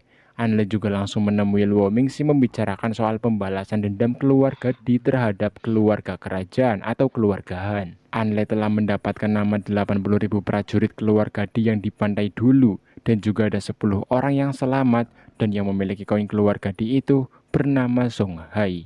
Luo Mingxi akan mencari tahu keberadaan Song Hai untuk mendapatkan cerita lengkap tragedi pembantaian 80.000 prajurit keluarga Di 10 tahun lalu. Tujuan utama mereka sebenarnya bukan memberontak, melainkan menemukan dalang yang membuat 80.000 prajurit dibantai dan juga mendapat bukti kalau memang keluarga Di dulu difitnah. Di sini An Le juga meyakini kalau di masa depan Han Ye mampu menjadi pemimpin kerajaan yang baik, namun dia juga tidak bisa lepas tragedi pembantaian keluarganya yang dilakukan oleh keluarga Han atau keluarga kerajaan. Malam harinya nampaklah di istana sedang diadakan perjamuan buat para pejabat dan bangsawan kerajaan. Bangsawan Zhongyi yang nyamperin An Le malah dibuat kesal karena tingkah konyolnya. Setelah acara perjamuan selesai, Han Ye pun mengantar An Le balik ke kediamannya, yang kemudian Han Ye pun menemui Luo Mingxi. Mereka membicarakan soal An Le yang sudah begitu dekat sekarang dengan Han Ye. Namun Han Ye menyangkal karena dia hanya mengagumi kemampuan An Le dalam menyelesaikan masalah. Tapi Luo Mingxi yakin Han Ye punya perasaan sama An Le. Ya meski Han Ye bersikeras cuma mau menikah sama Di Siyuan, namun dari matanya dapat dilihat juga kalau Han Ye memang sudah jatuh hati sama An Le. Singkatnya diperlihatkan Kaisar Han yang diberitahu Ibu Suri perihal Di Siyuan yang tidak boleh turun gunung. Namun kaisar yang ingin melihat Han Ye menikah entah dengan Di Siyuan, Anle atau siapapun tetap akan menurunkan Di Siyuan, tapi dengan diganti namanya menjadi Di Chang'en.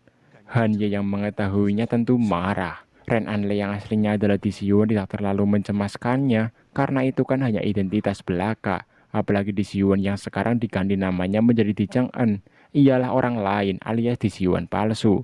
Aning selaku sahabat lama Di Siyuan nampak prihatin mengetahui nama Di Siyuan yang diganti jadi Di Chang'en. 我可能一生都不会再见你。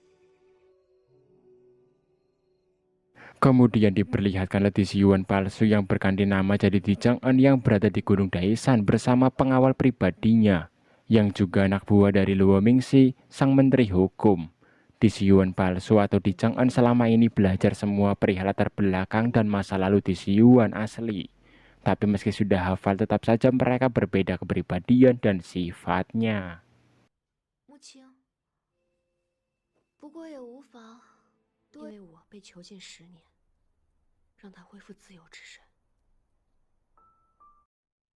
Musing si pengawal Di Chang'en nampak menyukainya, mengingatkan mereka selama ini telah hidup bersama di Gunung Daishan, apalagi cuma berduaan ya. Di Chang'en yang selama ini menjadi Di Siyuan palsu juga merasakan hidupnya yang seperti di penjara. Dia ingin bebas dari Gunung Daishan dan hidup dengan damai. Apalagi putra mahkota juga yang ingin menikahinya, tentu Chang'en sangat senang. Karena jika itu terjadi, hidupnya di masa depan pasti akan terjamin. Musingnya sudah dikasih perintah dari Luo Mingxi untuk ngebawa Di Chang'en turun gunung, kemudian turun gunung bersama Di Chang'en. Diperlihatkan juga Anle dan Luo Mingxi yang datang ke kediaman almarhum bangsawan Jing'an atau ayahnya Di Siyuan alias Anle. Anle sangat ingin membalas dendam atas perbuatan Kaisar Han dan keluarganya yang dulu membantai keluarganya karena difitnah oleh seseorang. Tiba-tiba ada Putri Aning juga di sini. Aning mengingat momen kenangannya bersama Di Siyuan dulu di rumah ini. Dia sangat merindukan sahabat lamanya itu. Anle yang melihat tentu tidak menyangka Aning sampai sekarang masih mengingat dirinya sebagai sahabat terbaik. Bukan hanya Aning saja ternyata yang merindukan Di Siyuan, tapi juga Han Ye yang memang mereka dulu sering main bersama. Sekarang Siyuan yang masih mereka yakin asli akan turun gunung, namun mereka malah khawatir Siyuan atau Chang'en akan menjadi target kejahatan orang-orang yang tidak menyukainya. Anle dan Luo Mingxi yang menguping ketahuan, beruntung Anle dapat mengalihkan kecurigaan Aning dan Han Ye, yang lalu mereka pun pergi minum arak di restoran Lin Xiang. Di sini Aning mengatakan kalau keluarga Han Ye bersalah kepada keluarga Di yang dulu dibantai. Tahta kekaisaran Dajing juga seharusnya dimiliki oleh keluarga Di, namun mereka malah memberikannya kepada keluarga Han dulu. Itu berarti kekuasaan keluarga Han dalam kerajaan tidak lepas berkat keluarga Di yang tidak haus akan kekuasaan. Namun ayahnya Kaisar Han 10 tahun lalu malah membalas kebaikan keluarga Di dengan membantai 80.000 prajurit dan juga seluruh keluarga Di kecuali Di Siyuan. Gegara adanya kabar dari orang pemerintahan yang bilang keluarga Di memberontak. 谁先到？亚军和那地家满门通通杀尽。安宁，够了。小姐，你们这场酒， Kemudian saat kembali ke kediamannya, Anle curhat sama Yunxin dan Yunsu perihal orang yang menggantikannya menjadi Di Siyuan atau Chang'en sekarang, yang pasti sangat tersiksa hidup di Gunung Daishan selama 10 tahun ini. Keesokan harinya Di Chang'en pun sampai di ibu kota. Dia bersama Musing tinggal di sebuah rumah yang sudah disiapkan Kaisar Han untuknya. Chang'en berambisi menikah dengan Han Ye mengingat Han Ye si putra mahkota juga selalu pengen memenuhi wasiat kakeknya untuk menikah dengannya. Tak lama dari itu Luo Mingxi pun datang menemuinya. Luo Mingxi ngetes seberapa hafal dan miripkah Di Chang'en dengan Di Siyuan yang asli. Ya meski masih kurang banyak, Luo Mingxi tetap tidak begitu khawatir karena dasar-dasar ingatan tentang kenangan Di Siyuan asli sudah dihafal Di Chang'en. Ini membuat orang-orang yang mengenal Di Siyuan dulu seperti Han Ye dan Aning tidak begitu curiga kepadanya. Diam-diam juga Aning memperhatikan Di Chang'en yang mengantar Luo Mingxi balik. Dia masih tidak sanggup jikalau harus bertemu dengan Di Chang'en atau Di Siyuan palsu, yang dia masih anggap Di Siyuan ya Di Siyuan. Leng Bei selaku tangan kanan berusaha menghibur Aning agar tidak murung terus seperti ini.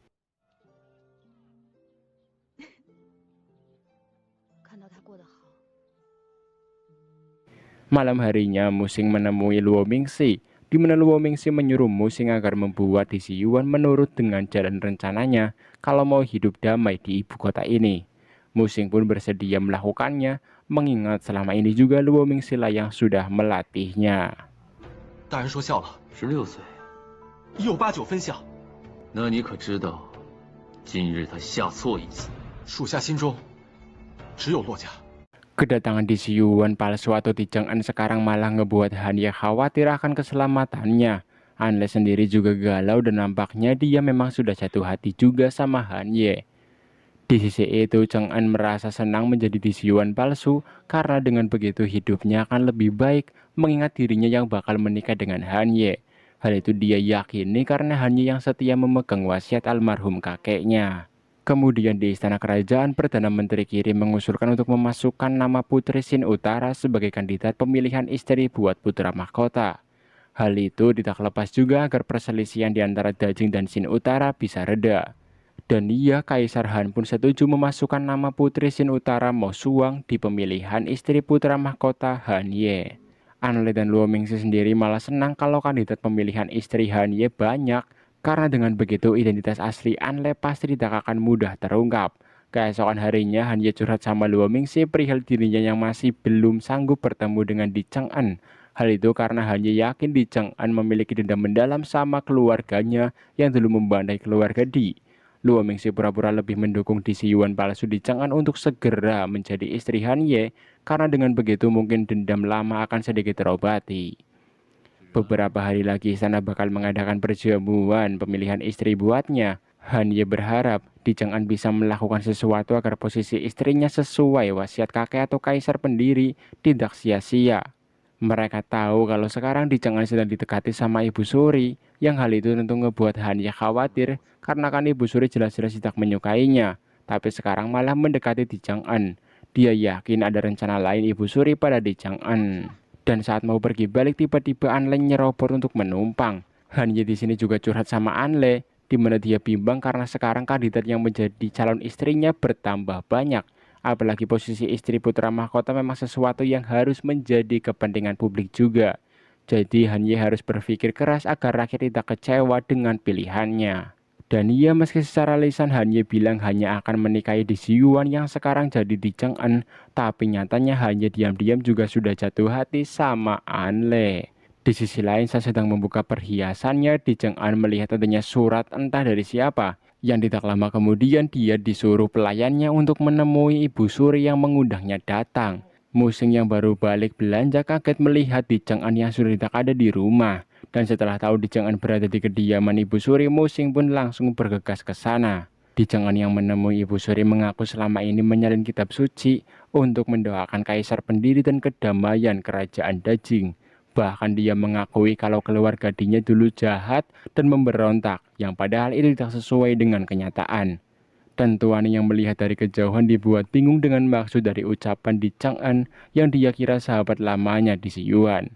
Singkatnya saat sudah balik ke rumahnya Di Chang'an dimarahi Musing karena tadi bertindak gegabah menemui Ibu Suri tanpa sepengetahuannya. Dia takut rencana tuanya Luo Mingxi jadi berantakan gara-gara tingkah Chang'an ini. Namun amarah Musing reda setelah ditenangkan oleh Di Chang'an yang memang selama ini Musing sudah jatuh hati padanya. Tapi tetap saja ambisi Di Chang'an menjadi Di Siyuan palsu semakin membara dan ingin secepatnya menjadi istri putra mahkota. Dia sudah melenceng dari rencana Luo Mingxi karena sekarang bertindak sesuai ambisi dan kemauannya saja. Yang lalu dia pun menemui putra mahkota Han Ye di toko buku. Hal ini jangan lakukan semata-mata agar Han Ye dapat melihatnya, karena selama ia turun gunung, Han Ye belum pernah datang menemuinya. Chang'an mengatakan memori kenangannya dengan Han Ye 10 tahun lalu, agar Han Ye semakin bisa dekat dengannya. 送承恩回家。 Namun hal itu justru ngebuat Han Ye bimbang dengan hatinya. Dia mencintai Anle tapi dia juga harus menikah dengan Di Chang'an sesuai wasiat almarhum kakeknya.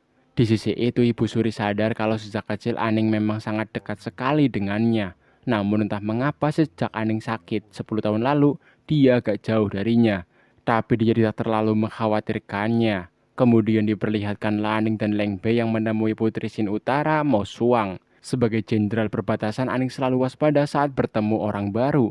Apalagi ini putri dari Shin Utara yang notabene musuh bebuyutan kerajaan Dajing.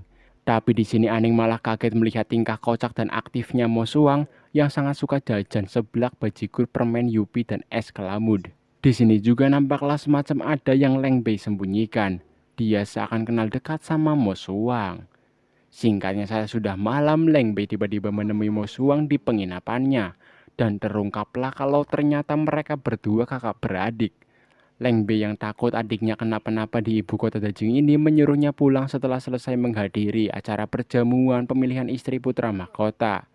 Tunggu, kalau Mo Suang dari Shin Utara itu berarti Leng Bei juga dari Shin Utara ya? Jadi disimpulkan kalau Leng Bei ini menyusup masuk ke pasukan militer Dajing dan menjadi tangan kanan Aning, ada sesuatu rencana yang sudah disiapkan. Leng Bei juga sadar kalau adiknya datang ke sini atas undangan dari Perdana Menteri Kiri. Keesokan harinya nampaklah Cheng En yang menemui Aning. Meski dulu di Si Yuan sahabat lamanya, namun sekarang Aning merasa di Si Yuan yang diganti nama jadi Di Cheng En ini tidak seperti sahabatnya.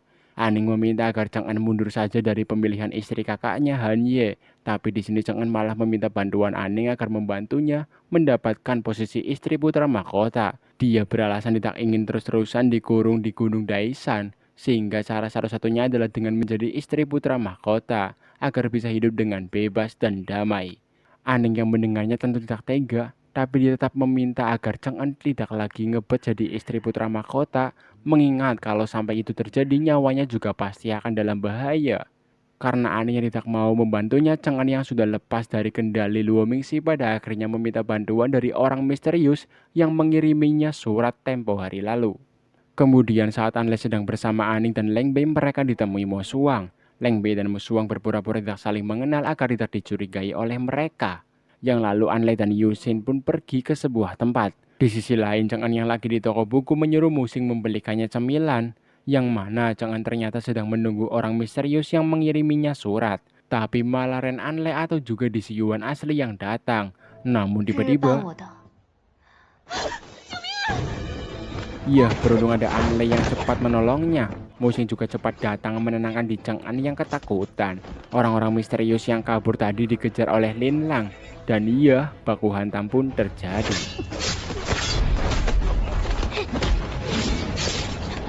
Meski terluka, Lin Lang berhasil menumbangkan orang-orang ini. Tapi dia tidak mendapat informasi apa-apa karena orang-orang ini yang sudah minum racun bunuh diri.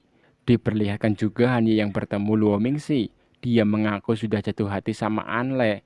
Namun dia tidak dapat berbuat banyak karena dirinya juga harus mengikuti wasiat almarhum kakeknya, yakni menikah dengan Di Si Yuan. Luo Mingxi yang diam-diam juga menyukai Anle kaget mendengarnya. Untung Han Ye tidak ada kesempatan untuk pacaran sama Anle karena wasiat kakeknya.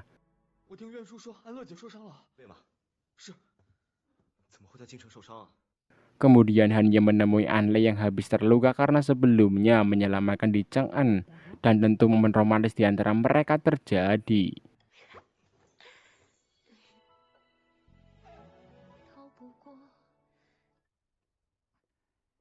Sementara itu di restoran Lin Xiang, Lin Lang yang sebelumnya terluka juga dibantu Luo Mingxi mengobati lukanya. Luo Mingxi sangat menyayangkan Lin Lang si asisten cantiknya ini terluka.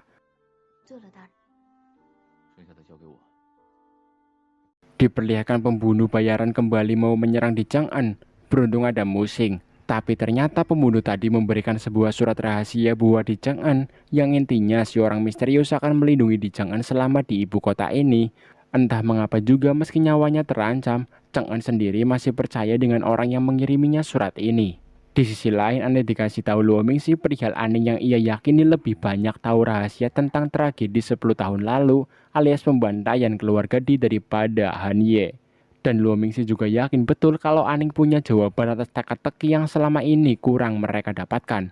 Dan itu pasti bukti kuat pembantaian keluarga Di dan 80.000 pasukannya. Namun Luo Mingxi juga takut orang yang menjadi Di Si Yuan palsu atau Cheng En akan bertindak di luar kendalinya karena sekarang sudah lepas dari rencananya dan bergerak sendiri demi ambisinya menjadi istri Han Ye. Kemudian terungkaplah fakta juga kalau ternyata Leng Bei bekerja sama dengan Perdana Menteri Kiri. Dia juga lah yang sudah mengajak Cheng En bekerja sama dengannya diam-diam.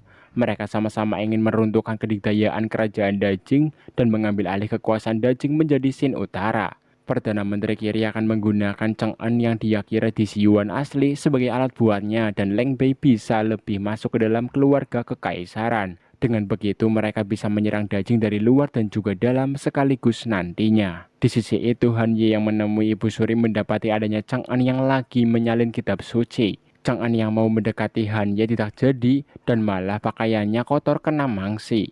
Han Ye bersama Ibu Suri berdoa di hadapan papan mendiang kaisar pendiri suami Ibu Suri alias juga kakek Han Ye. Di sini Han Ye tidak tega melihat Chang'an yang terus-terusan menulis kitab suci karena ini merupakan sesuatu hinaan buat Chang'an menurutnya. Tapi apa boleh buat, sekarang Chang'an yang dia kenal dulu saat masih kecil bernama Yuan sangat berbeda jauh dibandingkan sekarang ini. Jadi ya Han Ye tidak bisa membantunya keluar dari kediaman Ibu Suri ini tanpa persetujuan dari Ibu Suri sendiri alias neneknya. Karena pakaiannya yang kotor kena mangsi, Ibu Suri menyuruh Chang'an ganti pakaian dulu dibantu asistennya. Yang ternyata Chang'an disiapkan pakaian seorang, mohon maaf, seperti pelayan kerajaan yang tentu ini Ibu Suri lakukan untuk menghinanya di hadapan umum. Karena kan Ibu Suri tidak menyukainya ya. Chang'an kesal namun dia tidak bisa berbuat banyak karena dia juga yang berambisi mendapatkan hati Ibu Suri. Jadi selalu menurut demi dirinya menjadi istri putra mahkota Han Ye. Aneh yang mengetahui Chang'an sedang diperlakukan tidak manusiawi mendatangi kediaman neneknya itu dengan penuh amarah. Dia menyuruh Ibu Suri membiarkan Chang'an pergi dari sini dan tidak terus-terusan dihina dan diinjak-injak harga dirinya. Ibu Suri kaget melihat cucunya sekarang jauh berubah dan membentaknya demi membantu Chang'an. Yang lalu Aning pun menemui Chang'an, begitupun Han Ye yang langsung juga ngebawa Chang'an keluar dari kediaman Ibu Suri ini. Di Chang'an yang kelelahan berlutut sambil nyalin kitab suci dibantu Musing jalan balik ke kediamannya. Namun meski sudah diinjak-injak harga dirinya, Chang'an tetap senang karena dengan hal ini juga dirinya bisa membuat Han Ye lebih dekat dengannya. Ambisinya menjadi istri Han Ye mengandalkan identitas di Yuan benar-benar di luar perkiraan dan terlalu besar. Singkatnya diperlihatkan Aning yang bermimpi masa lalunya saat dia tidak sengaja melihat Ibu Suri yang menyuruh seseorang untuk melakukan sesuatu rencana yang bisa dibilang sangat kejam.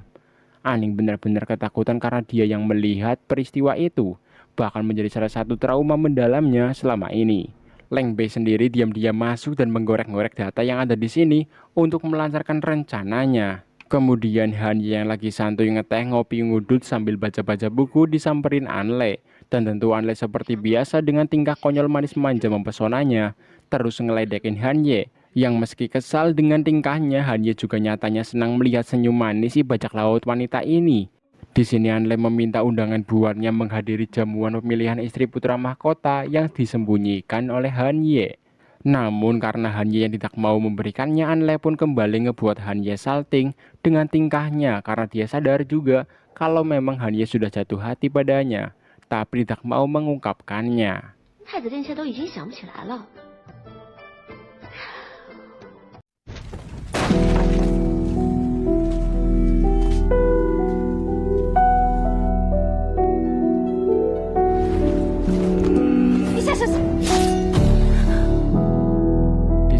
Meminta undangan buatnya menghadiri jamuan pemilihan istri putra mahkota yang disembunyikan oleh Han Ye.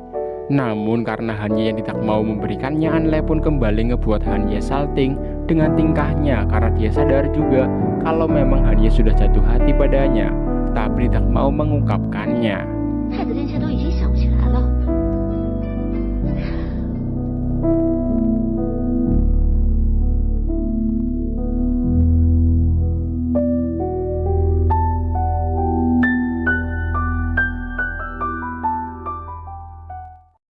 Bukan Han Ye yang memberi Anle undangan perjamuan pemilihan istri, melainkan Kaisar Han langsung. Di sisi itu, Di Chang'an masih berambisi mendapatkan posisi istri putra mahkota, namun dia juga takut diinjak-injak lagi harga dirinya sama Ibu Suri, yang jelas-jelas tidak menyukainya. Musing berusaha menenangkannya, tapi tetap saja ambisi Di Chang'an mengandalkan identitas di Yuan terus membara dan akan berusaha menjadi istri Han Ye. Dan saat di perjamuan pemilihan istri nantilah Di Chang'an akan mulai mendekati dan mencari perhatian Han Ye. Dia ingin menyakiti diri sendiri supaya pilek dan dengan begitu pasti Han Ye akan kasihan saat melihatnya sakit. Luo Mingxi yang dikasih tahu soal rencana Di Chang'an itu langsung memberitahu Anle yang memang Chang'an sangat berambisi menjadi istri putra mahkota. Namun hal itu juga lah yang akan Anle manfaatkan, karena ketika Di Chang'an yang dianggap orang di Siyuan asli keturunan keluarga Di, pasti akan ngebuat publik kerajaan berfokus padanya. Jadi Anle bisa aman dari identitas aslinya dan bisa lebih leluasa mengumpulkan bukti-bukti untuk mengungkap kebenaran tragedi pembantaian keluarga Dinya 10 tahun lalu. Di sisi itu juga Mo Xuang dibantu kakaknya Leng Bai berdandan untuk menghadiri acara perjamuan istri putra mahkota, yang ternyata Mo Xuang juga tertarik sama Han Ye yang tampan seperti saya. Iya guys ya. Sementara itu Han Ye juga menemui Kaisar Han dan Ibu Suri. Dia diberi tusuk konde almarhum ibunya untuk dipakaikan kepada pilihan istrinya saat malam nanti. Malam perjamuan istri putra mahkota pun akan segera dimulai, yang mana Anle secara pribadi juga menemui Han Ye yang dengan dandanannya dia benar-benar ngebuat Han Ye terpesona. Cantik banget guys. Yang lalu mereka pun pergi bersama ke acara pemilihan istri putra mahkota, yang mana Aning juga sudah ada di sini. Kedatangan Han Ye yang bersama Anle tentu menarik perhatian para wanita kandidat calon istri ini. Sementara itu Chang'an yang pilih datang terlambat. Dia berpakaian sangat mencolok, tidak seperti di Siyuan dulu yang begitu senang berpakaian sederhana. Tapi benar saja rencana Di Chang'an menarik perhatian Han Ye berhasil juga, di mana Han Ye yang khawatir dengan kesehatannya saat dia tahu kalau Di Chang'an sedang pilek. Cara berpakaian Chang'an yang tidak seperti di Siyuan dulu ngebuat Aning curiga, siapa sebenarnya Di Chang'an dan kenapa berbeda sekali dengan sahabat lamanya itu. Di sini juga nampak Anle yang cemburu melihat Han Ye yang dekat dengan Chang'an, orang yang menyamar jadi dirinya yang asli di Siyuan. Di tempat lain Luo Mingxi juga merasa kalau Anle memang sudah jatuh hati sama Han Ye. Dia takut rencana pembalasan dendamnya dengan Anle demi membersihkan nama baik keluarga dia akan keganggu gara-gara Anle yang punya perasaan sama Han Ye. Kembali ke acara perjamuan, di sini Chang'an yang beridentitas keturunan keluarga diolok-olok kandidat istri Han Ye yang lain karena dianggap seorang anak dari pemberontak kerajaan. Namun Han Ye membelanya dan menjunjung tinggi Di Chang'an agar tidak terus-terusan dibully wanita-wanita yang ada. Tak hanya itu, karena untuk membuktikan kalau dirinya juga ahli dalam bermusik, Di Chang'an pun kemudian memainkan sebuah alat musik tradisional. Dia melantunkan lagu bergenre senang, yang tiba-tiba Aning datang memarahinya karena yang dilakukan Chang'an ini tidaklah layak, mengingat hari ini adalah hari kematian ayahnya sendiri Di Jing'an. Jadi bagaimana bisa Chang'an memainkan musik senang bukannya malah musik sedih dan berpakaian sederhana untuk menghormatinya. Chang'an pun meminta maaf, beruntung Aning bisa tenang setelah Han Ye tenangkan. Dan sebagai ganti pertunjukannya yang gagal tadi, Chang'an akan kembali bermain musik lagu sedih dengan mengiringi Anle yang akan menari dengan pedangnya. Han Ye yang merupakan tokoh utama dalam acara perjamuan ini tidak mempermasalahkannya dan lalu mempersilahkan Anle dan Chang'an memulai pertunjukan tari pedang dengan iringan musik.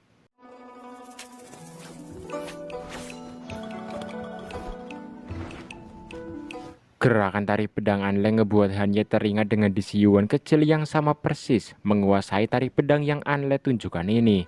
Tapi kemudian Anle entah sengaja atau enggak malah ngebuat tusuk konde Chang'an rusak. Han Ye pun langsung mendekati Chang'an untuk membantunya. Tak hanya itu, karena kemudian Han Ye juga memasang tusuk konde almarhum ibunya kepada rambut Chang'an, yang artinya menandakan kalau Han Ye memilih Chang'an jadi istrinya sesuai wasiat sang kakek. Meski berat ini sudah menjadi pilihan Han Ye, dia mencintai Anle, tapi dia juga harus memenuhi wasiat kakeknya menikah dengan Di Chang'an. Tapi tiba-tiba Ibu Suri dan Kaisar Han datang. Ibu Suri yang tidak menyukai Chang'an langsung memarahinya, namun hanya terus membelanya karena Chang'an sudah ia pilih jadi istrinya sekaligus memenuhi wasiat sang kakek. Kaisar Han sendiri tidak membela siapa-siapa. Dia lebih membebaskan putra mahkota Han Ye untuk memilih sendiri calon istrinya. Ibu Suri yang marah langsung mengambil kembali tusuk konde milik almarhum anaknya. Dia bersumpah selama dirinya masih menjadi Ibu Suri tidak akan membiarkan Han Ye menikahi Di Chang'an yang merupakan keturunan keluarga Di. Entah mengapa, seperti memiliki dendam lama, Ibu Suri ini sangat membenci keturunan keluarga dia.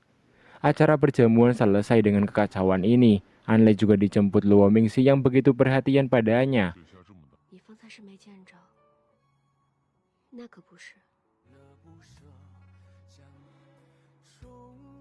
Kaisar Han sendiri menjelaskan kepada Ibu Suri soal rencananya yang ingin membuat Di Chang'an tunduk padanya, Karena dengan begitu tragedi pemberontakan keluarga di 10 tahun lalu bisa lenyap dan diakui oleh seluruh rakyat kerajaan Dajing. Singkatnya diperlihatkan Gugisan yang balik ke kediaman ayahnya dari pengasingan, yang ternyata beberapa waktu lalu Gugisan telah buat kekacauan lagi, yakni memperkaos dan membunuh Zongjing putri keluarga Zong saat lagi mabok. Bukan hanya itu, tapi dia juga membakar seluruh kediaman keluarga Song. Bangsawan Zongyi tentu sangat marah mendengarnya, karena jika hal itu sampai ke telinga Kaisar Han, kekuasaannya pasti akan hancur cuman gara-gara anaknya ini. Dia langsung menyuruh bawahannya untuk mencari tahu kondisi keluarga Zong sekarang. Apakah ada saksi mata yang melihat kejahatan anaknya ini?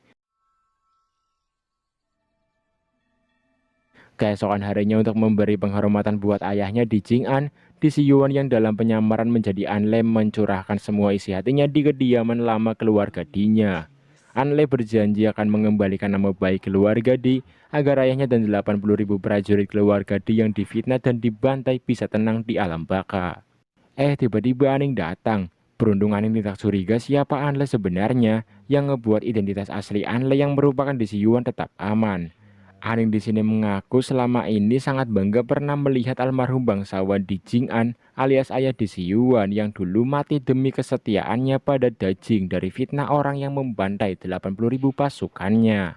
Aning merasa ini bukan hanya sebuah tragedi tapi legenda yang harus diketahui oleh semua orang. Sementara itu di Chang'an yang menjadi Di Si Yuan palsu tidak mau datang ke kediaman bangsawan Jing'an. Dia takut dimarahi Ibu Suri karena sekarang kan identitasnya adalah Di Si Yuan atau Di Chang'an. Di Chang'an khawatir kalau dia kembali membuat Ibu Suri marah, posisi istri putra mahkota akan lepas dari genggamannya. Di sisi itu Han Ye yang juga datang ke kediaman lama keluarga Di disamperin Aning yang masih di sini. Aning ngasih tahu juga soal Anle yang sebelumnya datang. Han Ye tentu kaget mendengarnya, namun dia juga tidak curiga sama Anle yang sebelumnya datang. Nampaklah mereka berdua yang merasa bersalah sama Di Si Yuan yang hidup sebatang kara sekarang, karena keluarganya yang dulu dibantai oleh keluarga mereka, keluarga Han.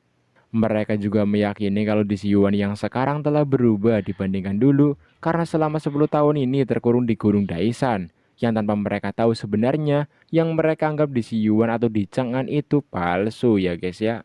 Kemudian diperlihatkanlah Anle yang diberitahu Luo Mingxi soal bangsawan Zongyi yang juga sekarang sedang mencari keberadaan Zhong Hai, salah satu prajurit keluarga Di yang selamat 10 tahun lalu. Diketahui Zhong Hai tinggal di kediaman keluarga Song, dan setelah direntet beberapa peristiwa mereka sadar bangsawan Zongyi ingin menangkap Zhong Hai karena kunci kebusukannya berada di tangan Zhong Hai. Mereka pun berencana untuk menemukan Zhong Hai terlebih dahulu sebelum bangsawan Zongyi menangkapnya. Di sisi lain, Han Ye yang menemui Di Chang'an malah mendapatkan sebuah fakta yang mengejutkan, di mana dia sadar kalau Di Chang'an ini bukanlah Di Si Yuan karena tidak adanya luka lama di bahunya. Namun dia tidak mengatakannya pada Chang'an dan langsung pergi begitu saja. Han Ye lalu menyuruh Jili mengirim orang untuk mencari tahu apa yang sebenarnya terjadi di Gunung Daisan selama 10 tahun ini, agar dirinya bisa mengetahuinya dengan jelas apakah Di Chang'an itu Di Si Yuan asli atau bukan. Anle dan Luo Mingxi yang mengetahui Han Ye mulai curiga sama Di Chang'an alias Di Si Yuan KW tidak menyangka kalau Han Ye masih mengingat bekas luka yang ada di tubuh Di Si Yuan 10 tahun lalu. Benar-benar orang yang setia nih Han Ye ya guys ya.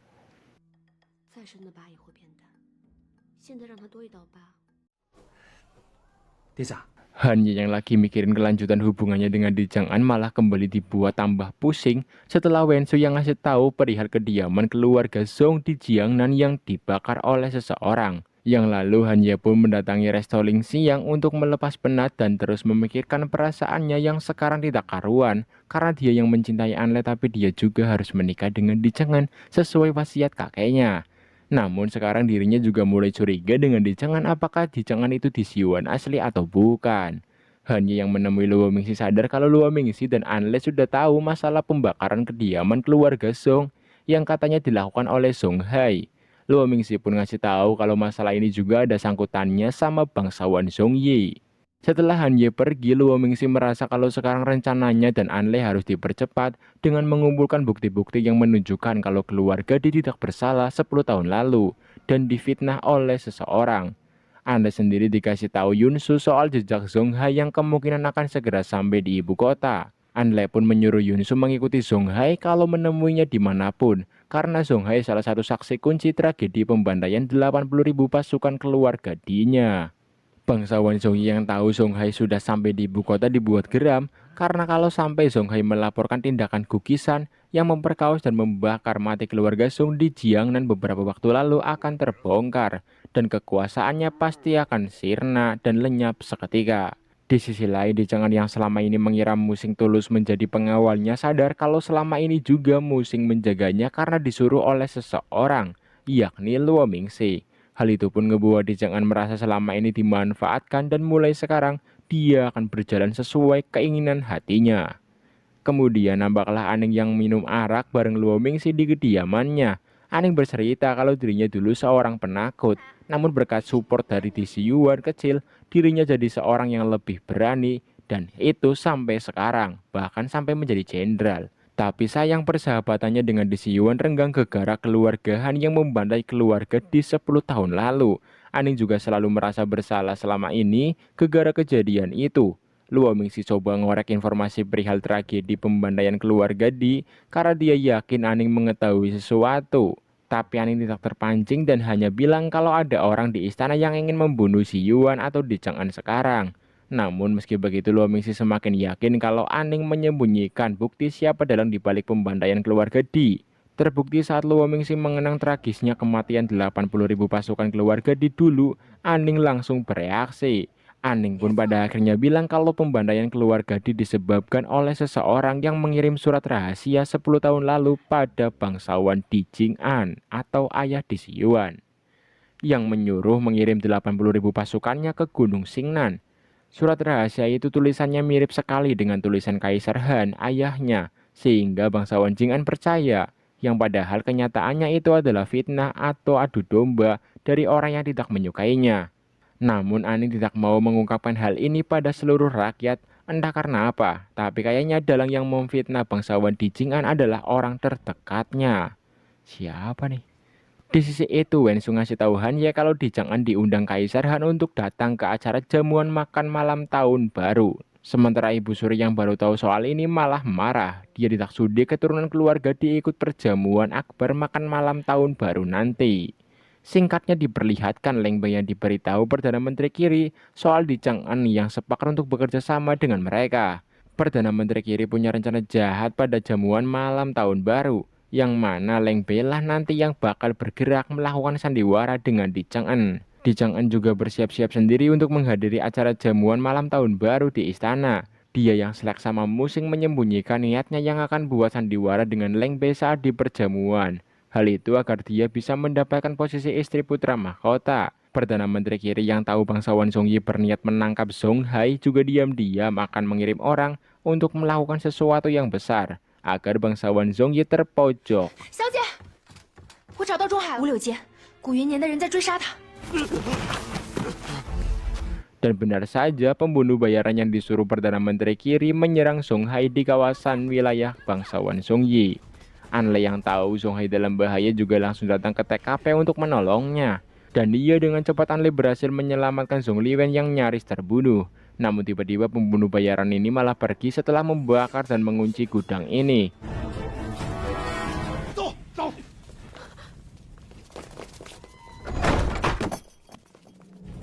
Anle dan Songhai terjebak di dalam gudang, api juga terus menjalar kemana-mana. Namun pada akhirnya Anle berhasil mengeluarkan Songhai duluan, tapi dirinya malah terjepit pintu. Beruntung Han Ye yang mau pergi ke istana mampir dulu ke sini dan berusaha sekuat tenaga membantunya. Tentu sebagai seorang putra mahkota hanya tidak kehilangan akal dan mencari cara untuk bisa keluar dari sini bersama Anle. Perdana Menteri Kiri sangat senang melihat rencananya memojokkan bangsawan Zhongyi dengan kasus kebakaran yang ia sengaja ini. Tapi dia kaget juga setelah tahu kalau Han Ye dan Anle terjebak di dalam kebakaran. Di sisi itu, bangsawan Zhongyi sangat panik mengetahui gudang di wilayahnya yang terbakar. Ditambah lagi adanya putra mahkota Han Ye yang juga terjebak di dalam kebakaran. Tentu hal itu ngebuat bangsawan Zhongyi takut dihukum Kaisar Han. Meski sadar dirinya dijebak, tapi dia tidak tahu siapa orangnya. Sementara itu nampak Han Ye dan Anle yang berhasil keluar dari dalam gudang. Dan alhamdulillah semuanya selamat. Namun karena Hanye yang juga harus menghadiri acara jamuan malam tahun baru, ia pun menyerahkan Anle yang terluka sama Luo Mingxi.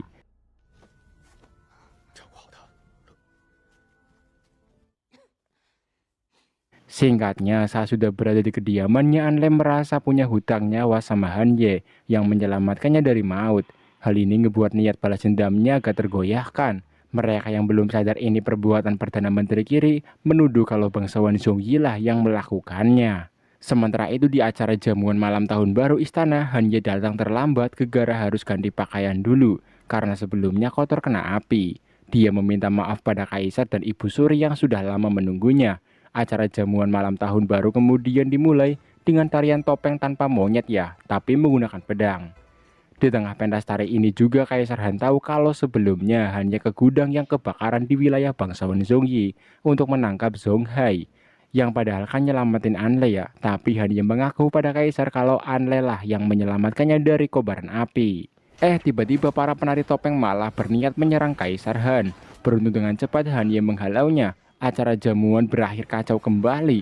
Setelah pengawal kerajaan datang menangani para pembunuh ini, Hanye dan keluarga pun masuk ke dalam istana. Dikira sudah aman, namun ini baru awal dimulainya sandiwara Di Chang'an dan Leng Bei yang menyamar. Yang kemudian Leng Bei menyerang Kaisar Han. Di Chang'an melindunginya yang ngebuat Di Chang'an terluka. Hanye pun bertarung sama Leng Bei yang menyamar ini. Meski gagal menangkapnya, tapi Hanye berhasil melukai tangannya. Di Chang'an diobati tabib kerajaan dan berhasil selamat karena memang cuma tertusuk saja. Tapi sandiwaranya ini berhasil ngebuat Hanye perhatian padanya dan juga ngebuat Kaisar Han jadi merasa berhutang nyawa.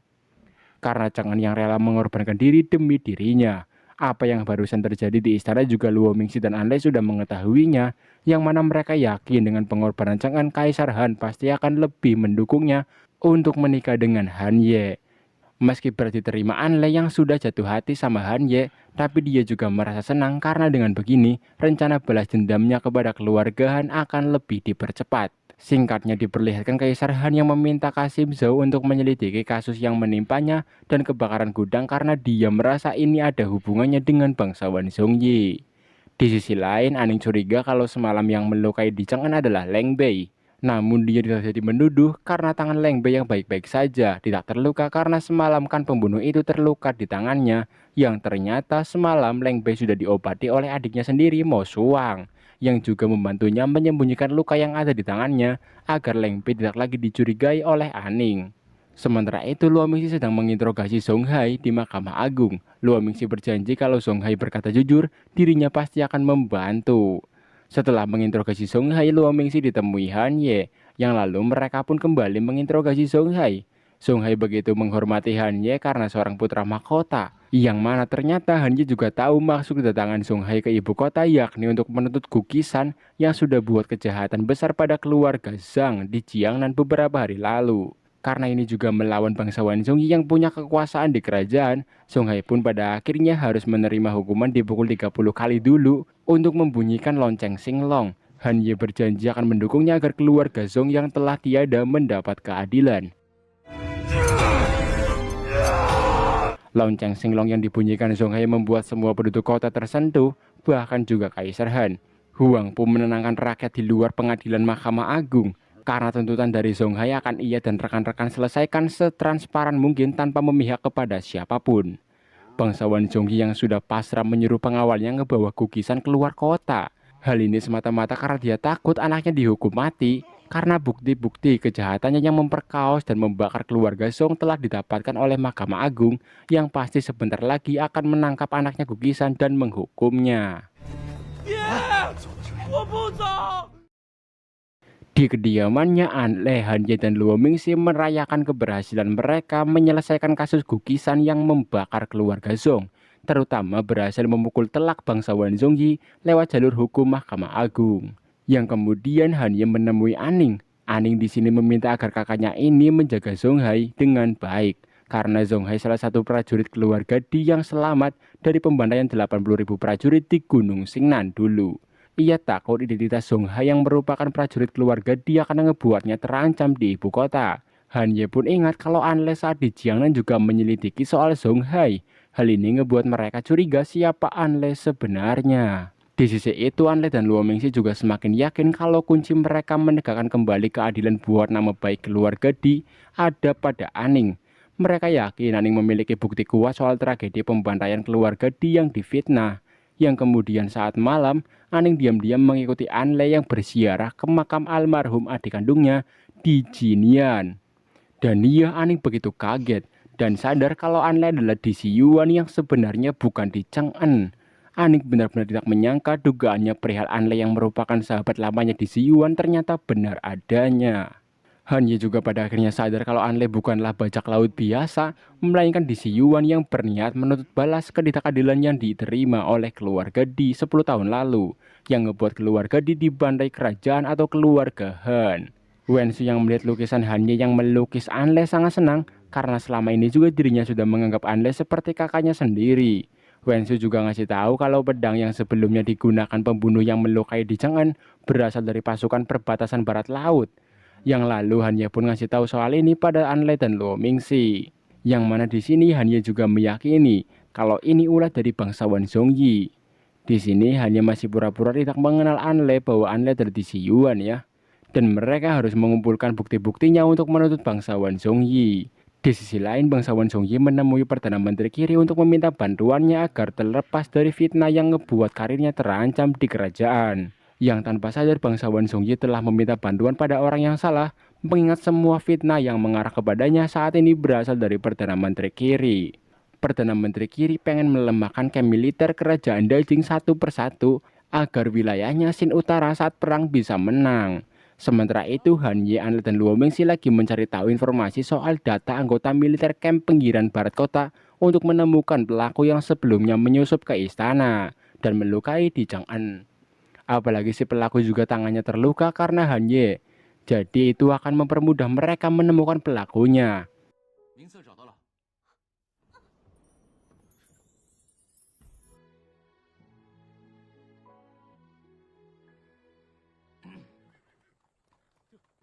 Di tempat lain, Gugisan yang lagi pergi keluar ibu kota dihadang orang misterius yang membantai semua pengawalnya. Kembali ke Han Ye dan rombongan yang sadar kalau tidak ada anggota camp pinggiran barat kota yang pergi saat acara jamuan dan tidak ada yang terluka juga. Jadi mereka menyimpulkan kalau masalah ini mungkin sudah disembunyikan oleh bangsawan Zhongyi sehingga mereka harus lebih teliti mencarinya. Sementara Gugisan yang mau dibunuh orang misterius berhasil diselamatkan Yunsu tepat waktu. Yang mana Yunsu sadar dari pelakatnya orang ini berasal dari kediaman bangsawan Zhongyi. Jadi apakah bangsawan Zhongyi yang berniat membunuh anaknya sendiri? Gugisan tentu kaget mengetahuinya. Singkatnya diperlihatkan Kaisar Han yang diberitahu pengawalnya perihal Gugisan yang sudah ditangkap Ren Anle dan sudah mengakui semua kejahatan bangsawan Zhongyi atau ayahnya. Bangsawan Zhongyi sendiri diberi surat dari Perdana Menteri Kiri yang menyuruhnya datang ke Gunung Huayuan malam ini untuk menyelamatkan Gugisan dari tangan Anle. Yang ternyata ini salah satu rencana busuk dari Perdana Menteri Kiri untuk kembali memfitnah bangsawan Zhongyi. Luo Mingxi dan Anle juga mematangkan rencana mengungkap identitas asli Anle yang merupakan Di Siyuan saat nanti mereka mengadili bangsawan Zhongyi di depan Kaisar. Sekaligus juga mengungkap perihal keluarga Di yang dulu difitnah. Sehingga 80.000 prajurit dan keturunan keluarga Di yang dulu dibantai bisa tenang arwahnya di alam baka.